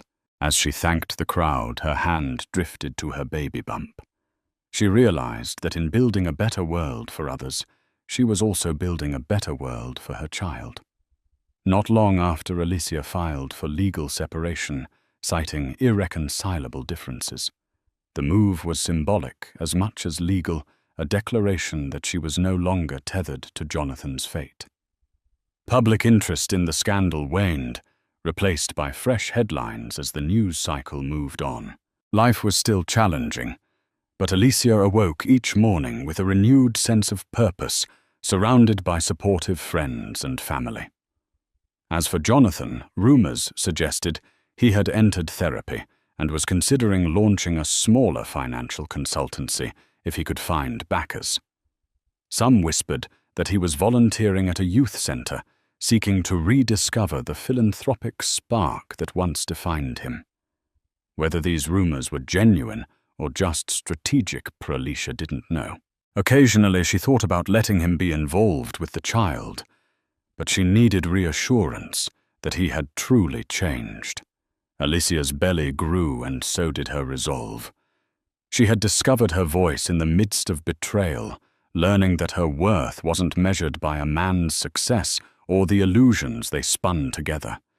The conclusion of this saga was not a bitter end, but rather the blossoming of her independence. She carried with her the lessons of heartbreak, the joy of impending motherhood, and a determination to rise above any scandal that dared to overshadow her future. The downfall of Jonathan Cole and the rise of Alicia Cole stand as a testament to life's unpredictable turns. A single leak online dragged a powerhouse billionaire into ruin, yet it also became a spark for his pregnant wife to find her voice, her mission, and her freedom. Betrayal can devastate, but it can also illuminate truths we've long buried. Alicia transformed her heartbreak into a crusade for better opportunities, showing that even in the darkest moments, we have the power to rebuild and sometimes shine brighter than ever before. If this story moved, you don't let it end here.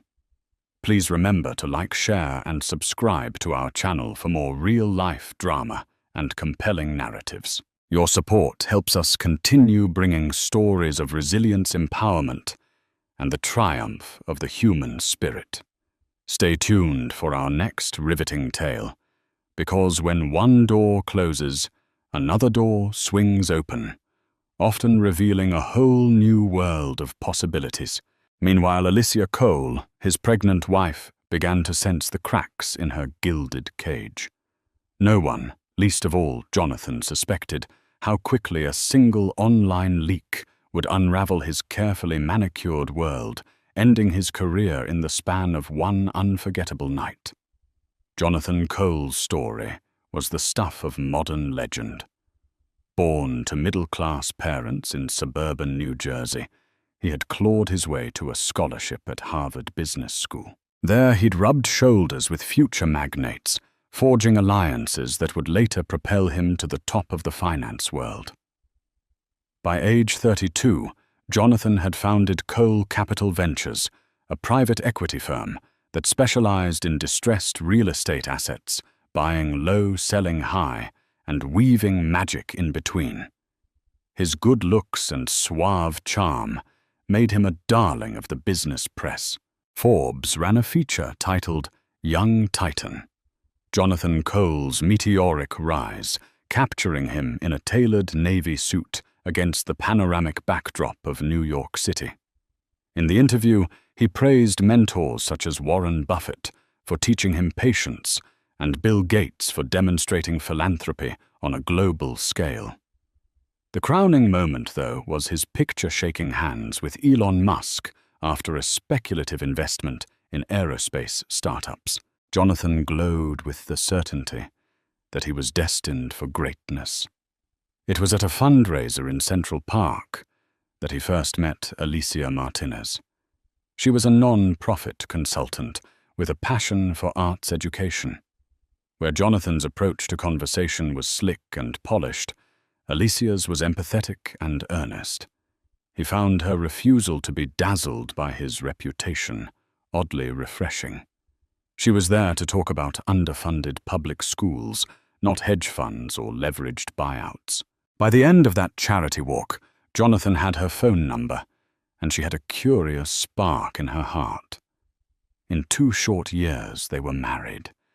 Alicia's parents, humble owners of a small bakery in Queens, couldn't believe their daughter was wedding a man so frequently mentioned in the Wall Street Journal. But to Alicia, Jonathan wasn't simply the millionaire. He was the person who showed up unannounced to volunteer at her community events, who wrote personal checks for after-school programs. Their wedding ceremony, held at a historic mansion overlooking the Hudson River, was a glamorous yet heartfelt affair. The tabloids brimmed with gushing coverage, Alicia radiant in lace, Jonathan dashing in a classic tuxedo, smiling as though they had discovered the secret to eternal happiness. At first, their union genuinely seemed magical. Jonathan declared that Alicia grounded him, tethered him to values he might have otherwise forgotten. She brought soul to his ambition. Life in the Cole penthouse sparkled with promise, lavish soirees for global dignitaries, altruistic ventures to build schools in underprivileged neighborhoods, and daily bursts of joy that only 2 people deeply in love could share. If only that bliss could have lasted. Life moved quickly in Jonathan's orbit. The success of Cole Capital Ventures brought new deals, new acquaintances, and inevitably new pressures. Over time, Alicia witnessed the subtle changes in her husband's routine. Invitations from the global elite poured in exclusive dinners with real estate mogul Mark Anderson, lunches at the Plaza with famed venture capitalist Lucy Goldstein, and hush-hush strategy sessions with foreign sovereign funds. While Alicia supported her husband's drive, she couldn't ignore the increasing cracks in his calendar or in his demeanor. He began coming home later, offering vague explanations about urgent meetings or unexpected negotiations. Alicia, ever understanding, reassured him that she respected his hustle. But then came the cancellations of their personal plans. A date to watch an off-Broadway show cancelled. A weekend getaway to the Hamptons postponed. Birthdays and family gatherings became second-tier priorities. The more she tried to reach him, the more she felt a certain emotional distance creeping in. Around the office, Jonathan was surrounded by loyalists and ladder climbers alike. One of them was David Lynn, his longtime friend from Harvard and now partner at Cole Capital. David had witnessed Jonathan's evolution firsthand. He noticed subtle changes too: Jonathan's sharper edge during conference calls, the tension behind his charismatic smile during business pitches. Yet David trusted that a man as resourceful as Jonathan always had it under control. Among the staff at Cole Capital Ventures was also the bright and ambitious Veronica King. A recent Wharton MBA graduate, Veronica had made waves by closing a multi-million-dollar investment in green technology within her first year at the firm. Her intelligence and striking beauty made her a conversation piece at every corporate event. Jonathan lauded her as the future face of finance, praising her for deals that posted triple returns. He found in Veronica a reflection of his younger self, hungry, driven, and fearless. Still, none suspected that an alliance far different than business was about to form. At this point, Alicia had no idea who Veronica King truly was. She saw her name in passing on annual reports. Occasionally, Jonathan would mention Veronica's accomplishments, praising her for innovative thinking. Alicia would nod and smile, impressed by this rising star. In Alicia's mind, she was grateful Jonathan had formidable professionals like Veronica on his team. She never once suspected that the very power he admired in his protégé might be forging a dangerous temptation beneath their polished corporate veneer. As Alicia's pregnancy crept into her second trimester, she began noticing odd details. The first warning sign was a perfume scent she didn't recognize lingering on Jonathan's coat.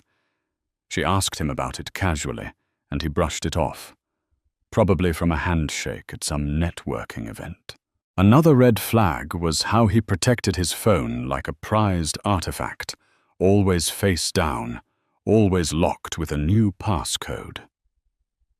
Late at night, she'd hear the faint buzz of messages, see the subtle glow of his screen as he typed back in the dark.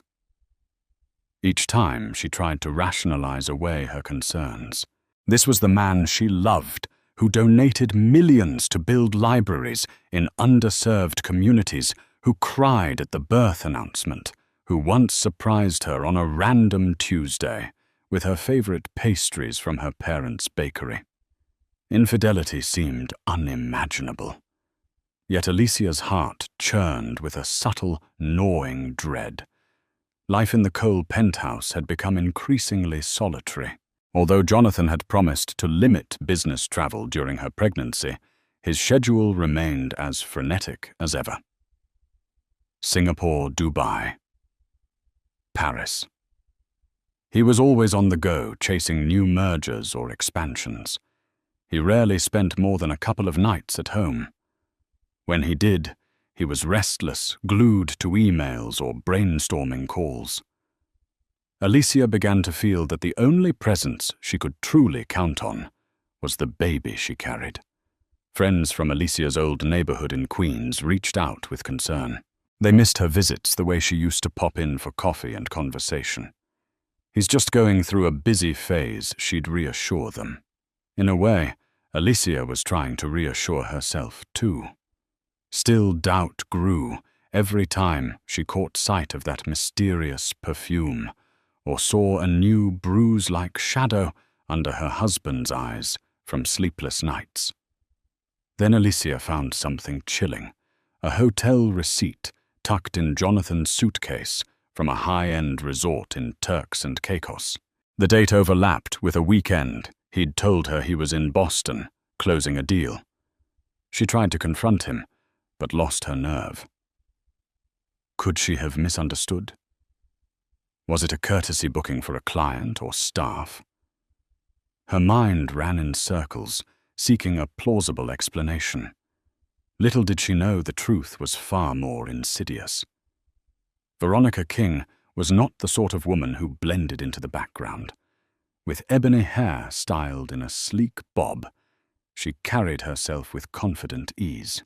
By day, she dazzled boardrooms with crisp financial analyses, commanding respect from colleagues twice her age. By night, she appeared in social columns alongside Manhattan's elite, her emerald dress shimmering under paparazzi flashes. She was rumored to have grown up in modest circumstances, determined to break ceilings, no matter the cost. One evening, Alicia found herself accompanying Jonathan to a charity gala, hosted by the Metropolitan Museum of Art. Proceeds would benefit underfunded art programs in public schools, an event that aligned perfectly with Alicia's passion.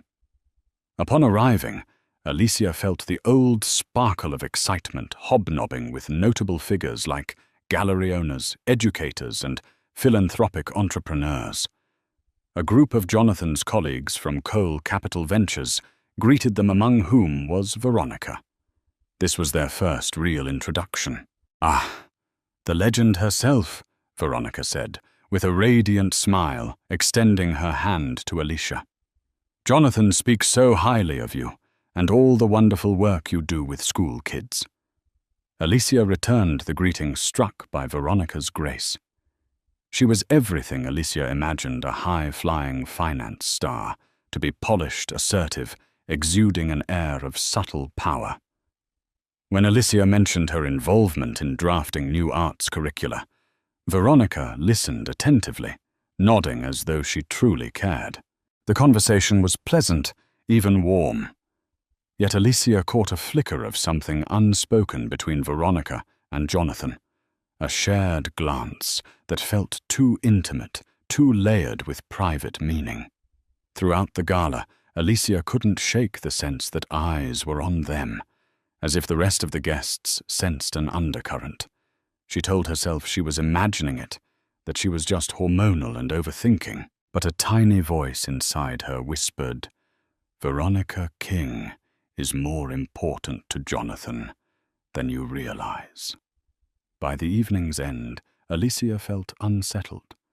Jonathan excused himself to take a call, just when Alicia was beginning to share her feelings about an educational campaign. Veronica also vanished into the throng of socialites. Alicia sipped her sparkling water in awkward solitude, noticing a faint swirl of that same unfamiliar perfume drifting through the air. After the gala, Alicia began piecing together subtle patterns. Jonathan had singled Veronica out in so many conversations, praising her as a strategic genius, marveling at her ability to close deals in weeks that took others months. In the past, Alicia had been proud whenever Jonathan mentored bright up-and-comers. Yet with Veronica, the tone of his praise sounded tinged with personal adoration. One morning, Alicia found herself with a free schedule and decided to surprise Jonathan at his office with homemade pastries, his favorite almond croissants from her parents' bakery. It was a gesture she used to do often, back when everything felt normal. Arriving unannounced, Alicia was greeted by the wide-eyed receptionist, who stumbled through a hello, as though not entirely sure how to handle her presence. She brushed it off and headed down the glass-walled corridor to Jonathan's corner office. Outside his door, Alicia froze. Through the partial opening, she heard lowered voices. Jonathan and Veronica seemed to be in the middle of a heated discussion, but not in an angry sense, more like an emotionally charged conversation. Alicia didn't want to eavesdrop, yet she couldn't will herself to move. Then she clearly heard Veronica say, "We'll figure this out, Jonathan. I'm not giving up on you." A brief silence followed, and then Jonathan's voice, softer. "I know. Just not here." Alicia's heart hammered in her chest. She quickly retraced her steps and waited by the reception area, forcing a casual expression when Veronica exited the office moments later. Veronica paused in surprise upon seeing Alicia with the pastry box. "Oh, hi. I didn't know you'd be stopping by." Her voice carried an undercurrent of tension, though her face remained impeccably calm. Alicia's fingers clenched around the box as she managed a tight smile. Their brief exchange ended with Veronica slipping away in a swirl of designer perfume. Alicia approached Jonathan's office next. He greeted her with mild surprise and a forced grin. "Almond croissants, wow," he said, accepting the box. His eyes flicked to the door, as if confirming Veronica was gone. Alicia asked if he was all right, and Jonathan dismissed it as office stress. The entire moment felt like a carefully choreographed dance, with unspoken tensions swirling around them. That night, Alicia hardly slept, twisting the memory of Veronica's words over and over in her mind. "I'm not giving up on you." She remembered how intimate they sounded, like a promise between lovers rather than colleagues. Uncertainty blossomed, overshadowing even the joys of her pregnancy. She told herself she needed proof before leaping to conclusions that might destroy her marriage. Still, the seeds of suspicion had taken root, and the soil of her heart felt unbearably cold. Despite mounting worries, Alicia maintained her public smile as she accompanied Jonathan to another high-profile event, the annual City of Tomorrow Gala. Headlined by luminaries in real estate, tech, and philanthropy, it was a can't-miss affair for anyone jockeying for influence. Jonathan was especially eager to network with Tony McAllister, a legendary investor rumored to be launching a multi-billion-dollar fund. Alicia planned to share her vision for an educational project that integrated cutting-edge technology into underfunded schools, hoping to drum up philanthropic support. The venue was lavish, a 5-star hotel ballroom overlooking Central Park.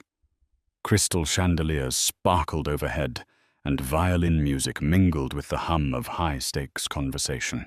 Alicia wore a flowing cobalt gown, tailored to accommodate her growing baby bump. She felt both regal and uneasy, noting the stares from various acquaintances. She wondered if she was imagining the undertones of gossip in their voices when they greeted her. About an hour into the gala, Veronica King swept in, wearing a sequined emerald dress that seemed to catch every flicker of light. She joined Jonathan, who stood near a champagne fountain, exchanging pleasantries with Tony McAllister. Veronica's arrival sparked a shift in the air. Jonathan's posture straightened, and there was a palpable current of electricity as they spoke. Alicia approached, heart thudding. She joined the circle just in time to hear Jonathan praising Veronica. She single-handedly brought in an Indonesian sovereign fund for our latest project. Imagine what she'll do next year. Veronica laughed softly, thanking him, while shooting a quick, coded look in his direction. That fleeting glance felt like a secret confession. Tony McAllister then turned to Alicia, politely inquiring about her philanthropic interests. Seizing the opportunity, she shared her concept for bridging education gaps through advanced technology. Though Tony listened, Alicia sensed a general distraction in the group, as if her words were overshadowed by the silent drama swirling between Jonathan and Veronica. She pressed on regardless, determined to stand her ground.